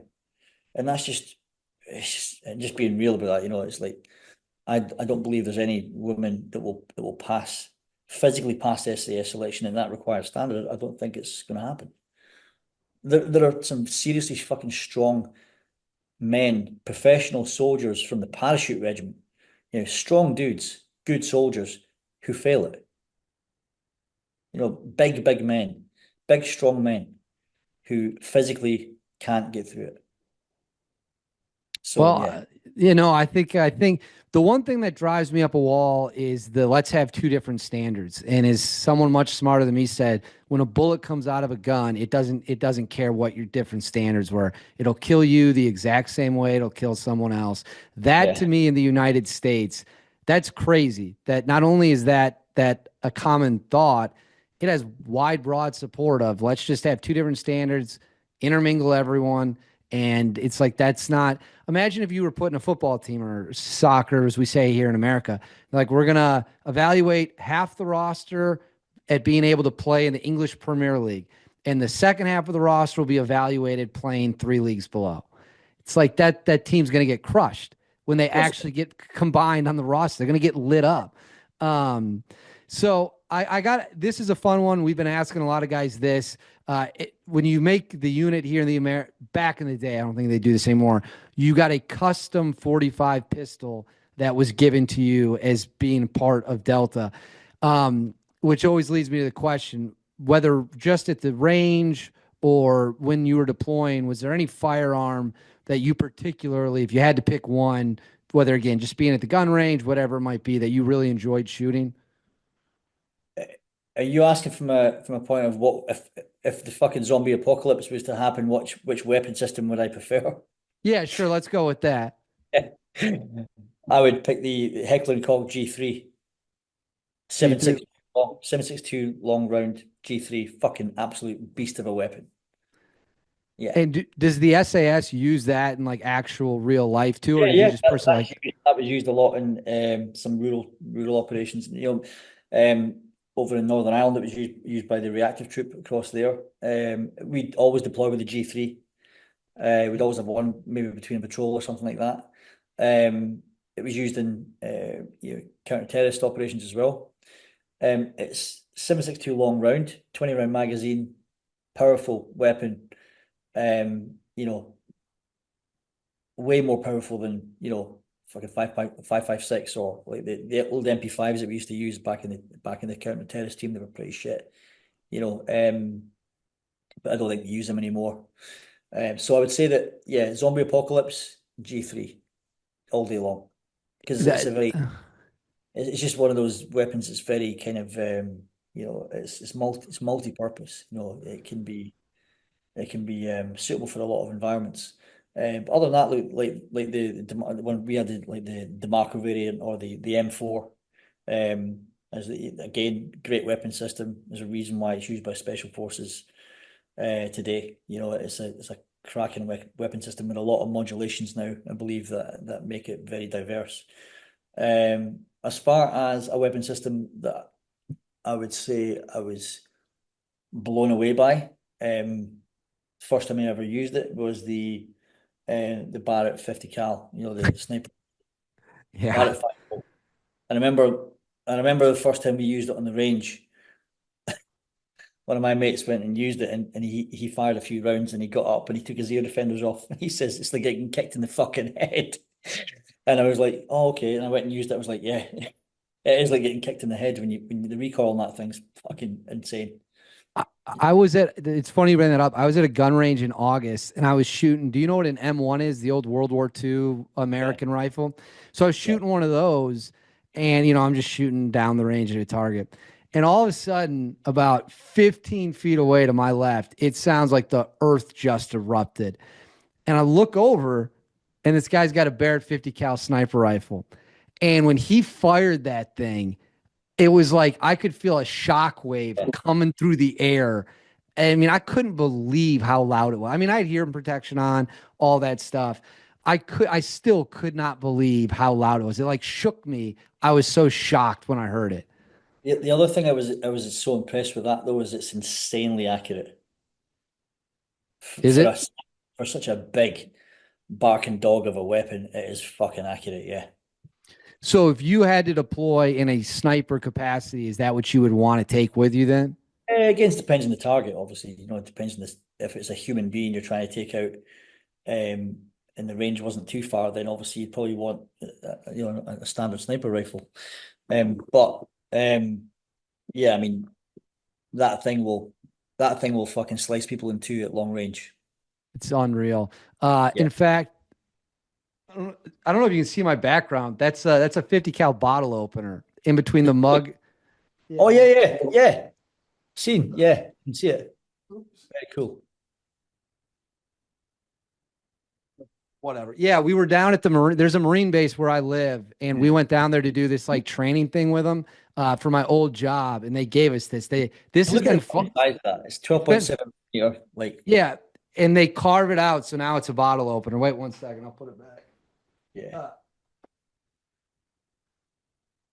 yeah.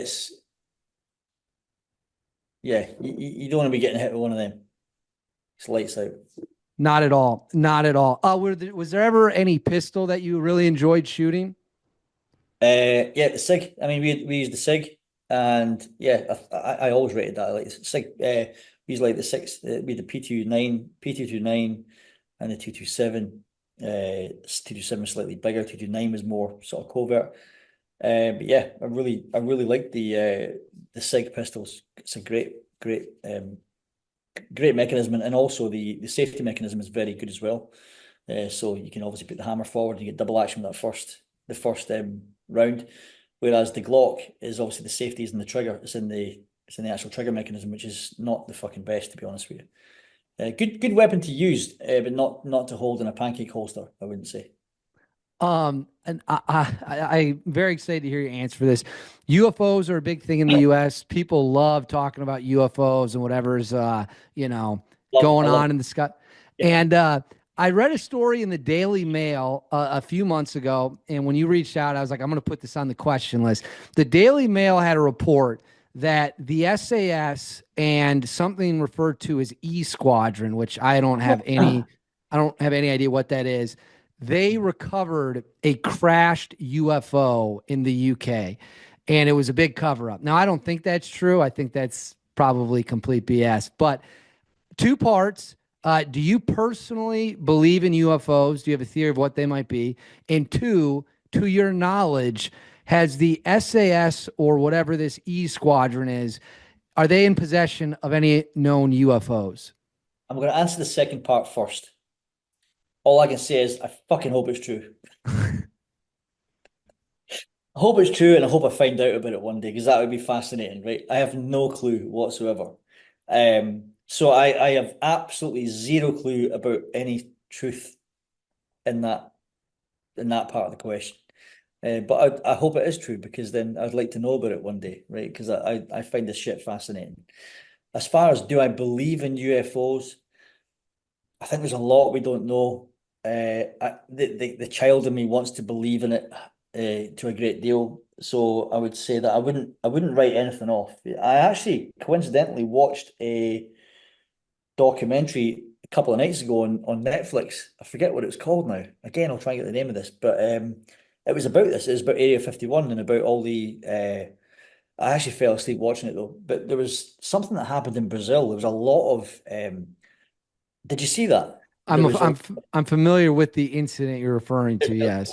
light attacks and people are getting these weird injuries and but apparently it was like happening all the time and they were kind of silenced in this activity. I've no idea what it was, whether it was UFOs or what. But do I believe in them? I would say I just don't write it off. I don't know, the whole Area 51 thing, some of the stuff that's been or has attempted to be outed over the years, I find fascinating. I'm going to continue to watch that documentary tonight, actually, because I was actually really interested in it. But I would say that depending who you listen to, I mean, if you listen to somebody like when Stephen Hawking was alive, so Stephen Hawking was the obviously you know who Stephen Hawking was, right? He died a few years ago, but he once said that there couldn't have been any sort of there hasn't ever been any communication with any other civilization because the communication signal would take so long to get here that we'd never find out about it. It was just the distance time times the times the amount of time that the communication signal would take to get to us, the amount of distance it would have to travel, there just wouldn't be enough time for the human civilization to be in existence for that to actually happen. Never mind make two-way communication. But I think that is I like to think that isn't true. Because you're then going purely off the space-time continuum type theory then. So I would like to think that there's definitely been some sort of UFO alien activity that's been known of by someone somewhere. But I'm kind of on the fence with it. I just don't know. I like to believe it's true, but who knows? What about you? I have a very open mind on it. I think my mind is getting more opened with the big thing that for me was kind of a watershed moment was when the US government released a bunch of the videos from like the infrared on the fighter jets that were picking up these things flying I, around all over them. yeah, I remember And that. and they admitted they're like, we have no idea what these are. We can't stop them. They're pulling G's that would kill a human in a cockpit. So I was like, okay, that's pretty interesting. They're like, they have no clear propulsion systems on them. So I don't know. I think that some of the sightings, specifically in the Southwest, where we have all of our test flight bases, are probably military gear, Yeah, yeah, military equipment that's being tested that people don't recognize. If you look at like a lot of the sightings from the 50s and 60s and then compare them to bombers that came out in the 70s, they're almost exact replicas. But that only explains a tiny portion. There's yeah, so much more that you don't know that cannot be explained. The government said this year they have 21, they looked into like 400 sightings. They have no explanation for 21 of them. They cannot explain I've at got a all. I've got a UFO on. I actually saw a fucking UFO. I actually recorded this as well. Wait, really? You should send me the I'm video over serious. email. I've never ever had an answer for it. I've never had an answer for this. So this is You on should. lockdown. On lockdown, right? Me and my two kids were in the house, and I saw this thing in the sky, and I got my phone out and I recorded it, and it's like it was a long kind of shaped thing going at a rapid rate, but it looked like it was really far away, but it must have been really big. But I thought, is it the International Space Station? And I think I went on the website where you could check where the International Space Station was, and it wasn't in the same direction. I put this on Facebook, on Instagram. It went fucking viral, to a point. No one knew what it was. And the weird thing is that no one else had seen it. There wasn't any other videos or pictures online. Or usually when something's in the sky, you see it all over Facebook. You know, it's like that typical thing, like that when like people see the aurora borealis, everyone's posting the fucking Northern Lights pictures, right?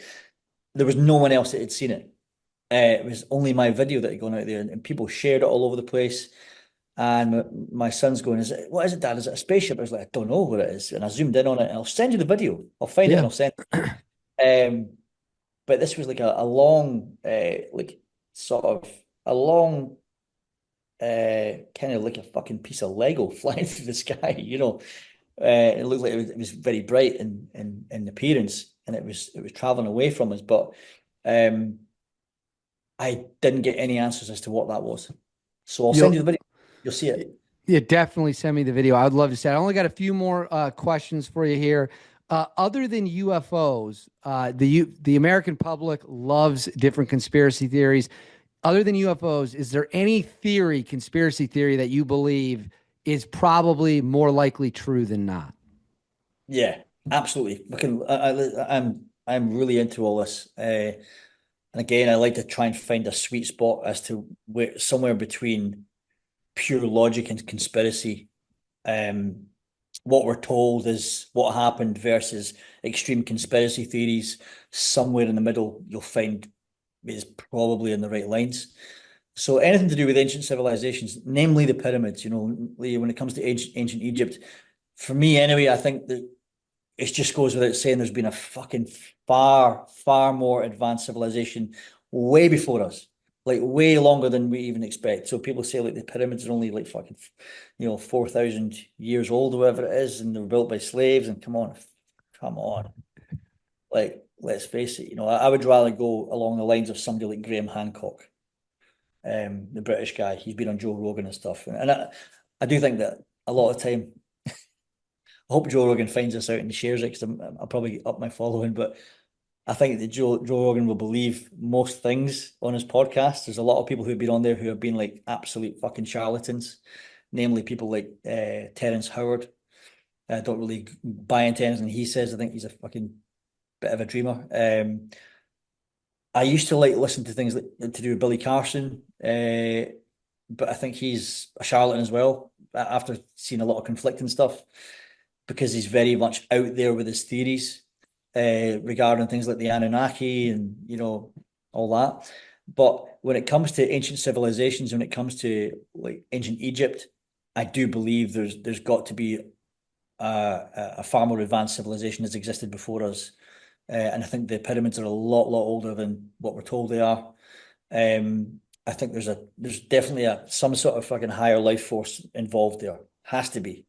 I just can't see how it could be any other way. So I think that when it comes to the beliefs around, it's not even conspiracies really. I think you can probably put a lot of that down to logical hypothesis around all these things. It just doesn't make any sense to go with the traditional stories of how we believe the pyramids were built. Just doesn't make any sense. I've heard the pyramids are a popular one. To be honest with you, I'm not too familiar with that whole pyramid backstory, but I'll have to look into it because it certainly sounds very interesting. I'm glad you answered that. A lot of people a lot of people aren't willing to engage in the fun ideas of like, first off, does anyone believe the government is telling you the truth about everything? I mean, how dumb do you need to be as a human to believe that the government is whatever they says is the truth? Give me a break. There's so much you go in that, and I think again, there's you've got to kind of hold yourself back a lot of the time, because there are some things out there that, I mean, there are some people out there that people would laugh at 30 years ago, even 5 years ago, and people are now going, oh fuck, maybe they had something, they were onto something there. But the thing with that is, you could say, right, David Icke, for example, right? David Icke is really famous. When I first heard about David Icke back in the 90s, anyone that I would ever speak to would be like, he's fucking lost his mind. He's crazy. He just lost his fucking mind, because he went really public very suddenly. He was like a presenter on TV, and he came out with this shit on live TV, and then he was telling everyone he was like he'd been sent here, and he was like the fucking descendant of Jesus and all that sort of shit, right? So there are certain things, whether it be David Icke or whether it be anyone else that's got very far out theories, I think you could say, right, 75% of what they say, I can really get behind. It makes total sense. But then you fuck it up with the extra 25% throw on top. All that shit they say about this, and that. Oh, you fucking lost me now. I'm sorry. And it kind of almost, it'll lead you to discredit some of the other things I've said. Like, is it all bullshit? Or is that legitimately something I could buy into? So I guess you got to make your own mind up in what feels logical, what has any sort of substance behind it. But I always go to, if I think someone is maybe, and this could be from any capacity, it could be a mentor that I'm thinking about investing in, I'll straight away, I'll go on Google and be like, try and find out shit on them to see if there's anything in that. So that I can, have the certainty that the person is legit. If it's a theory that I'm finding out from somebody on Joe Rogan's podcast, I will go on YouTube to find someone who has got an argument against that, and I'll make my deliberations then. So, for example, somebody like Billy. Do you know who Billy Carson is? Billy, no, let me see if I can look him up. That guy who is very famous in the world of ancient civilizations and the theories behind that. He's got books out and whatnot. But a lot of the stuff he talks about is really out there. But if you'd never ever heard anything about him and you just listen to a podcast with him on it, you go, holy fuck, this is fascinating shit, right? This is really, really fascinating. And it's juicy and it's exciting because your curiosity levels are high. And if you're anything like me, you're really interested in all that sort of stuff, right? And you want a lot of it to be true. But then you've got to always keep that bit in reserve that you go, wait a minute, how logical, how true really is this? Then you go on YouTube and you find a scientist who's worth his weight in gold, who is talking about things that Billy's talking about, and then picking it apart and giving you absolute reasoning why the guy's talking shit. So then you go, fuck, this guy's legit. So, it's a bit like Terence Howard went and Joe Rogan. He's talking about his theory of everyone else is wrong and I'm right. Did you see that one about Terence Howard? I saw clips of it. It was ridiculous. 1 times 1 equals 2 and all this shit, right?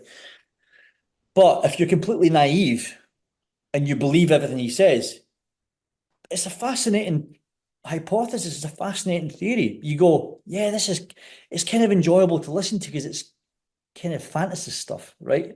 And there's a part of you that kind of wants some of it to be true because it kind of disrupts all the things that we know. But then you get someone like fucking Neil deGrasse Tyson making a video on YouTube going, this is why he's wrong. Like, who do you believe? Do you believe someone who's going, by the way, every single fucking person in humanity, did you ever exist, and all their theories like Newton and Einstein, they're all fucking wrong. And by the way, I'm right. And this is why you should believe me. Because I made these little models and I've made them out of paper and shit. It's like, come on, it's like people buy it. People buy into it because people love conspiracy theories. Yeah, I mean they do. I'm sorry, David, I don't need to interrupt you, but when it comes to like conspiracy theories, I think there is pure conspiracy, and then there's a lot of it is towards the truth. And I think that some conspiracies that are out there are now becoming actual truths. So there's a lot of that I think, like when it comes to the government, when it comes to anything in the past few years, be it fucking COVID, be it vaccines, there's a lot of it is pure conspiracy by fantasists who are making videos on YouTube, and there's a lot of it that's really close to the truth. I think, and I don't trust the government at all. Well, you are preaching to the converted on not trusting the government. To your point about everyone loves conspiracy theories, John F. Kennedy was killed over 60 years ago, and it's still talked about all the time in the US. I mean, there's still new specials coming out. There's still new news reports. That's probably the most popular one in America for just the general public. And I don't know anybody, I don't know one person above the age of 18 who believes the official government report on how John F. Kennedy, not Yeah, one. absolute bullshit, I think. Yeah, Uh, absolute bullshit. Well, um, they're trying to, well, the time will tell if this is going to be, any information is going to be released under Trump, because this was the whole idea, because obviously, uh, Robert Kennedy Jr. is now obviously being involved in an official capacity. He's like he's human, the it's like Human Health Service, health, yeah, HHS. yeah. So, you know, you'd like to think that something will be unraveled. Who knows? Yeah, I'll be very curious whatever findings come from that. I am not I I do not understand how this alleged loner idiot with no friends and no training of any kind slipped past the Secret Service, the local police, everyone else to get on a rooftop with 120 yards, clean line of sight to the former president and at the time leading candidate to become president again. That's either the worst security screw up in the history. That makes what happened to Kennedy look like a picnic. Um, yeah, that to me, I have a lot of questions. It just doesn't add up. I was at a wedding when that happened. My friend texted me. He's like, I think Trump's been shot. I pulled it up on my phone. He was still on the ground I rewound it. I could hear the shots coming through the air. I was like, holy shit. And it was crazy. I thought some of the reactions in America were appalling. People were happy and celebrating. It's the most disgusting stuff ever. I don't care what your politics are. You shouldn't be Yeah. celebrating someone being shot. Oh, I just have a couple more here. This has been awesome. If I were to put you in charge, help the American audience understand, if you were in charge of the UK's military tomorrow, Lindsay Bruce comes in, he's now running the UK military. What would be the first thing that you would immediately try to improve on? that's a big question. What would I improve on? Um, I would say that I would increase the budget for a start. If are you talking about just the UK military, or the military as a whole, as in US, UK? I can No, only no, no. speak. The UK, the UK. Like if you were in charge of the UK's I would make military. sure there was more support. I would definitely make, not just for active service, but veterans, as more support for veterans actively when they get out there. Because a lot of the time, you walk out that gate and it's like, cheers for the service, but see you later. I think there should be more attention placed upon transition, especially for those who have served over a certain period of time, or those who have been in certain combat operations in a short period of time. Um, I would say that the welfare, the follow on, and the transition of military personnel going into the civilian street. I think that's something that could be supported and backed a lot more. It could be invested in a lot more, helping people adjust to civilian street, and the diversities and the contrasted nature of it. I would definitely increase the budget. From fucking hell. I would stop putting so much money towards housing those that come from overseas, asylum seekers, and I would say that more money towards the forces in general, the budget for the forces, because it's always been shocking. It's always been terrible. You only have to look back at, like, when the British military were deploying to Afghanistan back in the sort of 2010s.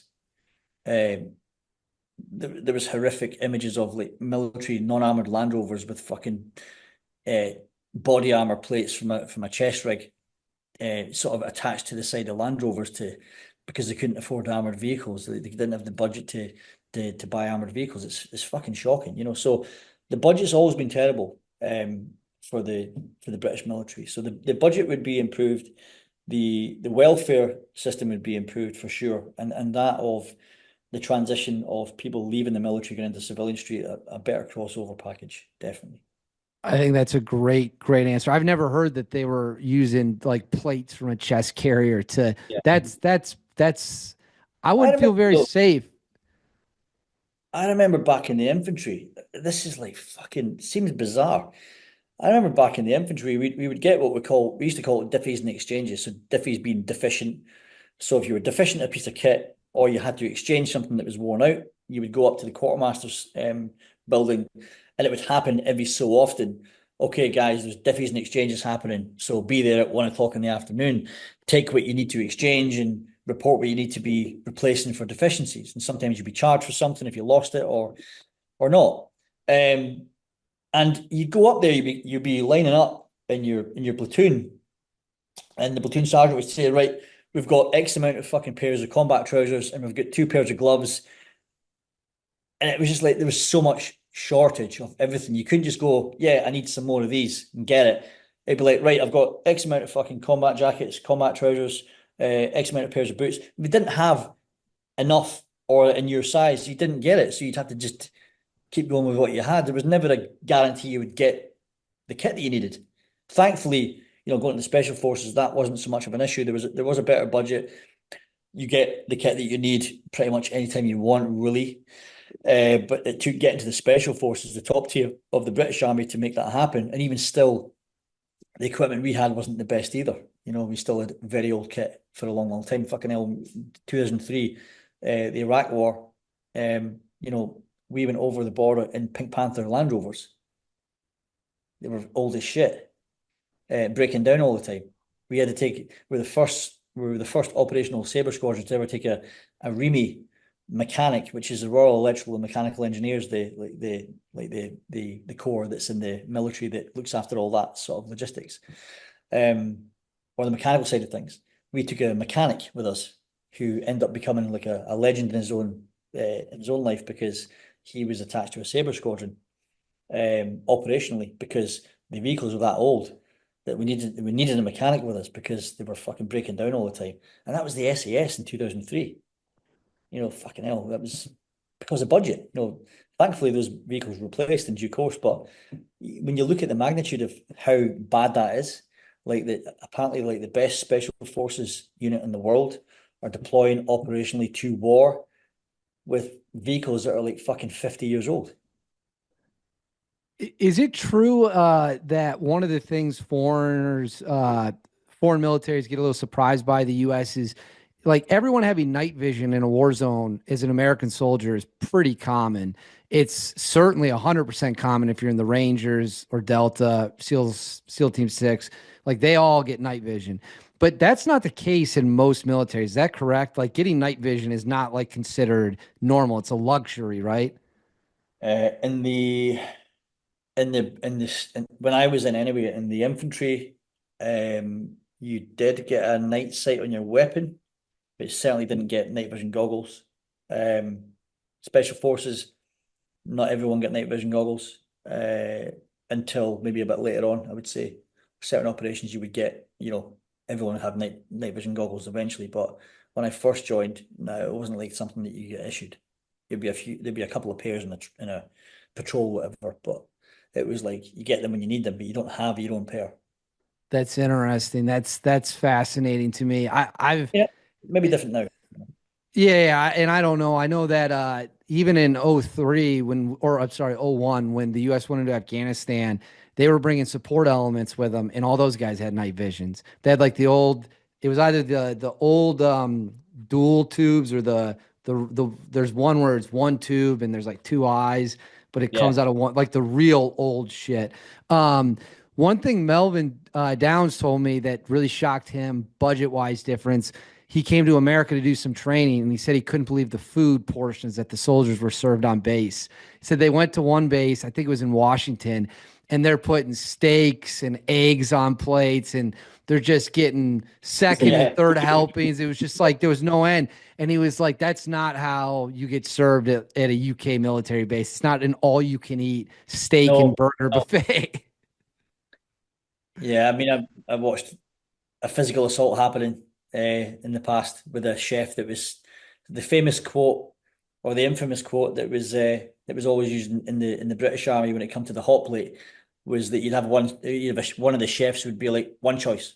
Yeah, that'd be the thing. So we had a chef in Northern Ireland when we were deployed over there. We actually nicknamed him One Choice. His nickname was One Choice because that's all he used to fucking say. And you'd be coming in off patrol starving, and you got to take two things that you liked, and you'd be like, one choice. You'd be like, mate, you're gonna get your fucking head put in the beans in a minute. You know, just yeah, there was always limitations in that sense. So Mel's absolutely right in what he's saying. It was never like an all you can eat basis.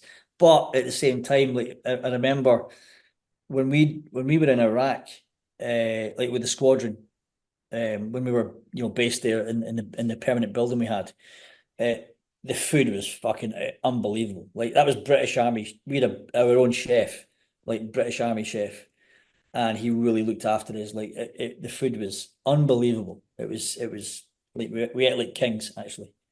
That's awesome. So they would just what? They'd fly the food in from elsewhere and then he'd Yeah, cook it all there. yeah. We had our own chef for the squadron, yeah, and he was brilliant as well. That's awesome. You love hearing. That's kind of the cool little stuff that you never see in the Yeah, movies or whatever. That's yeah, pretty. like the unsung heroes sometimes, Yeah. that you wouldn't expect. Yeah. I got two. I got two left for you here.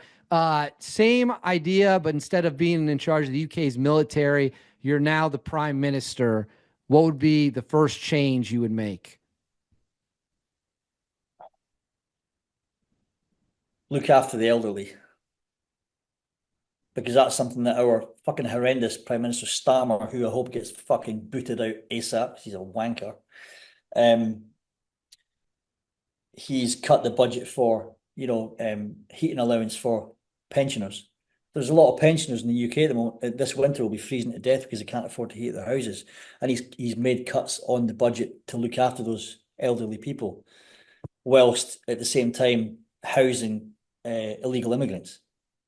So that's the two main changes I would make straight away. Look after the pensioners who need looking after, and get rid of the fucking people who shouldn't be in the country. Simple as that. Stop the asylum seeking to the extent that it's going on in that, because it's the worst is yet to come, I would say. There's going to be a lot of Americans who watch this, and as you know, we just recently had an election, and one of the biggest issues in that election was people being in the country who are not Americans and did not come here legally. And to Yeah, the surprise of nobody, people don't like that. People don't like when they feel their country is being taken away from them. absolutely. And it's like, I've got massive respect for people who are legal immigrants, Right. people who come from somewhere else and they fucking work hard. I know plenty of them. I've got huge respect for people who want to come and make an honest living. They want to look after their families because they might be from somewhere that's not as fortunate.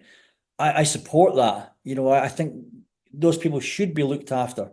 It's the illegal immigrants that come in for reasons that aren't very fucking ethical, and are feeding off the system.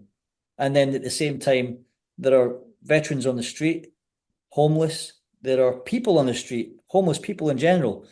Homelessness is huge in the UK, and you've got people who are in their 70s and 80s who can't afford to put the heating on because the fucking government won't support them with the heating allowance, because the money's going elsewhere. The money's going towards housing people that are fucking young capable beings that shouldn't be in the country.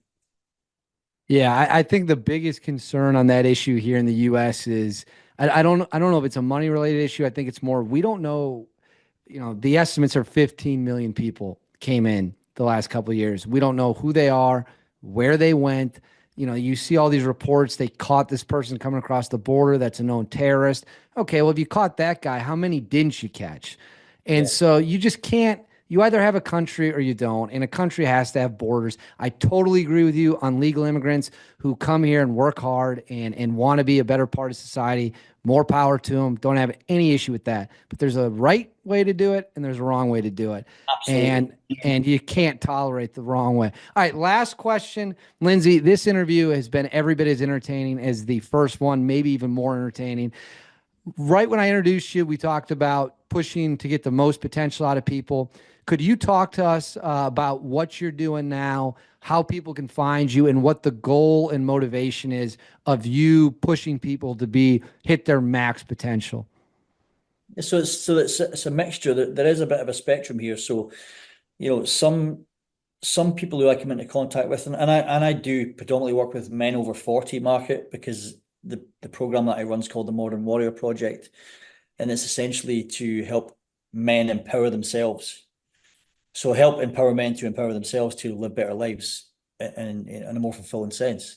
And it's about helping them understand how to navigate life moving forward when we go to the phase of the second mountain. So, they say that like the two mountains of life, you spend your first half of your life chasing money, chasing career moves, trying to sort of progress in your life and climb the ladder of success, essentially. But then there's this common trait that men get to a certain stage of life, be it 40 or 50 or somewhere in between, and they lose themselves a little bit. So they lose their sense of purpose. They don't really know what their identity is anymore. They kind of lose their way in life because they think the best is in the past. So therefore they get a little bit lost as to what they're going to do moving forward, because they have this change in biology. Our hormones start to change. We go through our own sense of menopause, obviously, like the menopause. And you could be at the end of a career, kids are growing up. You've got this crossroads where you go, what the fuck am I going to do now? So that's why I wanted to work with the men over 40 market, because obviously I'm a man over 40. I know I don't look it, but I am over 40 quite a bit actually. But I can really resonate with those individuals, and my aim with that, and still is to have the purpose to help as many men as possible to live better lives through essentially understanding themselves. And that takes some work. It takes a lot of self-awareness to initially know that you need help. And then you got this spectrum, which is like, guy who is kind of like fucking depressed, has put on weight, is low in energy, is get no purpose. And then the other side of the equation, which is like your high performing individual, your CEO,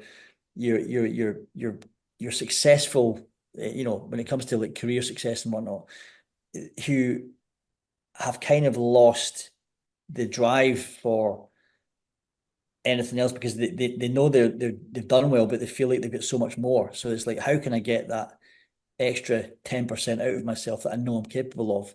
How do I live my life being truly fulfilled and knowing that I give it my all, rather than just coasting along because I made a load of money and I've got a nice house and I've got a beautiful wife and my kids are doing well. On paper, I've got it all, but I don't feel fulfilled anymore, because I've kind of like, it's like they say, the opposite of, or the enemy of great is good, as the saying goes. So I guess within that spectrum, you've got everything else in between as well. So for me, the Modern Warrior Project was all about creating a space where people could authentically communicate and be vulnerable for a start. So vulnerability is this thing we talk about, but not everyone truly stops to understand it. And that's because men go through life usually with a lot on their shoulders. They've got families to look after, they've got positions in companies, they've maybe got their own company. They feel like they have to maintain this stoicism through life, whereby they can't show a weakness or they can't be vulnerable because it's perceived as being weak. So they have to be masculine. But it's all bullshit related again to the ego. So we then end up going through life, I think, and this is something I experienced going through from a child, adolescence, young man, to then becoming a man in his 30s and 40s, kind of getting to a point where I knew that something had to change. And then spent the rest of the time since then till now, and will be ongoing, trying to figure out what that is. And I think I'm at the point now where I really have confidence in starting to really understand the pieces of the puzzle that I've kind of managed to get my hands on and have a look at. And I would say that what we do is, as men anyway, is we go through life and we have to kind of build this character that becomes strong and capable to get us through life, to make the journey. And a lot of that has to be from the place of the ego, which is being masculine, being physically capable. So going to the gym, building muscles, making money, meeting women, having a relationship, having kids. And we have this sense of masculinity that builds this character, this archetype that then can eventually start to bite us in the ass as we get older. So we then think that subconsciously we think that we can't then be vulnerable because it's going to be weak. We can't, show the cracks that are starting to appear. So then we they just hide it and pretend everything's okay. But again, it's only a matter of time before those cracks start to fucking widen and things start to leak out. And sometimes the inevitable happens. Sometimes people just have a fucking breakdown moment where they know that things have to change, and they know that they've reached the point or the threshold where this ego that's been running the show can continue to run the show. So I guess there's a point in time where you have to kind of surrender to yourself and go, right, what do I really want from my life? What do I really want to change? Who am I? Who am I at the stage of my life now? Who is the guy that I need to be to move into the next chapter of my life? Because the guy that I created to get myself through the special forces, for example, in my case, isn't the guy. I don't need all of that now. So you've got to sometimes, I see it as tension, as resistance. So you go through life with a lot of resistance, a lot of tension. And I guess you end up getting to this point where you think so much pressure, there's so much stress. Work has got a lot of pressure. Family life's got a lot of stress. I've got to maintain this image. I've got to be a certain way because I'm a man and I'm a masculine man. But it's fucking exhausting, right? It becomes exhausting to the point you know that something has to be let go. And that part of your ego is hard to let go because it's been making all your decisions up to this point. But it's liberating when you start to kind of release the tension within that. You release the resistance because it starts to free you up and it enables you to find out who you really are. So I guess you build this character, then you spend the rest of your life trying to kind of fucking figure out who you really are. So in order to do that, you have to unpack it. You need to peel back the layers to find out, who you're going to have to be to the next stage of life. So a lot of it's got to do with releasing the ego and freeing up your energy, because I think like I say, it just becomes so exhausting to live in that egotistical way that serves you at one part of your life, but then it's not going to serve you moving forward. So for me, I created this model of the Modern Warrior Project, which it breaks it all down into a logical sequence that people can follow. So we have what's called the Warrior's Triad, and the three elements to that are purpose, path, and personal power. So your purpose is essentially like what you really want to do with your life moving forward. Where are you going now? Where are you trying to navigate to? What is the path in order to get there? What is your route map? What is the logical sequence, the warrior's journey, if you like? And then the personal power is all to do with mind, body, being, the vehicle that's going to get you there.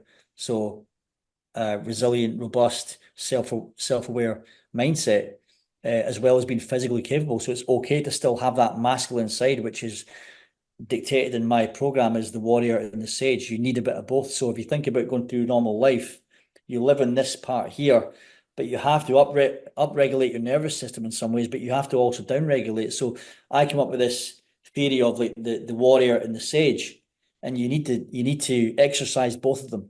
So the warrior being all the things like, you physically look after yourself, you still get after your goals, you're still hungry for certain things in life, you still chase things because that's the part of the warrior you want to keep, but you need to balance that with down regulating your nervous system. So all the basic stuff regarding human optimization, like rest and recovery, and there's a host of methods out there you can use for that, but the basics of good fuel, good nutrition, good sleep, good supplementation if you want to go down that route. There's a lot of things that you can go into the weeds with as far as like rest and recovery. And between those two things, enough warrior, enough sage, you balance that in the middle and hit the sweet spot, and you can live your life in an optimal sense because you're looking after yourself mentally and physically and spiritually in a way that it's bringing the whole together in a way that's going to create a way more capable human being, a more happy, fulfilled, capable human being. Well, I think that was an incredible explanation and pitch for what you're doing. If someone just listened to that and they're like, "Man, I want to learn more about that. Maybe I want to get involved with this." Could you tell the audience where they can find you, where they could reach out, where they could learn more? Yeah, so Well, the easiest way is to go on the Modern Warrior website, which is the modernwarriorproject.com. Other than that, Instagram, Lindsay Bruce Official. I'm sure this will be shared on Instagram and whatnot. They can get direct links to me on there, or my link trees on there as well in my bio. So yeah, those are the two main routes, either straight to the website, themodernwarriorproject.com, or go into my Instagram and either DM me on there, or go in my link tree and find one of the links. It's quite easy to find. But the beauty of the Modern Warrior Project is it's not only about, having all those tools and all those resources as an individual, but it's the idea with this was to be involved with a community of like-minded men. So you're going into a space where you can be vulnerable, you can express your flaws and get the help that you need, not just from me, but from the community. And I've got other coaches on there. I've got the community itself, which is a really supportive environment. It's not that big an environment either. I've kept it quite niche, quite small, so that there's not like fucking thousands of people in there, because it then becomes so diluted. Then it's a private community of, like, you're talking like less than 40 people, and I keep it that way because I want to serve those people in a way that I think is effective. But it's an amazing community, that is going from strength to strength. And I do hope to expand that in the future by way of, having more accessible elements to the program, which is going to be things like, when it comes to, financially viable, not everyone can just afford to go and hire a coach or be part of a program. So it's about how do you reach those people who need the help that they might not have that capacity, for example, so that's going to be the aim moving forward, which is to kind of leverage things in a way that we can scale this more globally. But that's going to take time. It has to be done properly. So yeah, if anyone wants any sort of information on this, by all means, reach out. Yeah. Lindsay, this has been an absolutely incredible interview. I was so happy when you reached out. Hang back for a second, and who knows? Maybe we'll hit the trifecta. Maybe we'll have another one. We'll cook up some questions, do this in 18 months or something like that, and then knock it out 3 times. Absolutely, mate. Yeah, be good.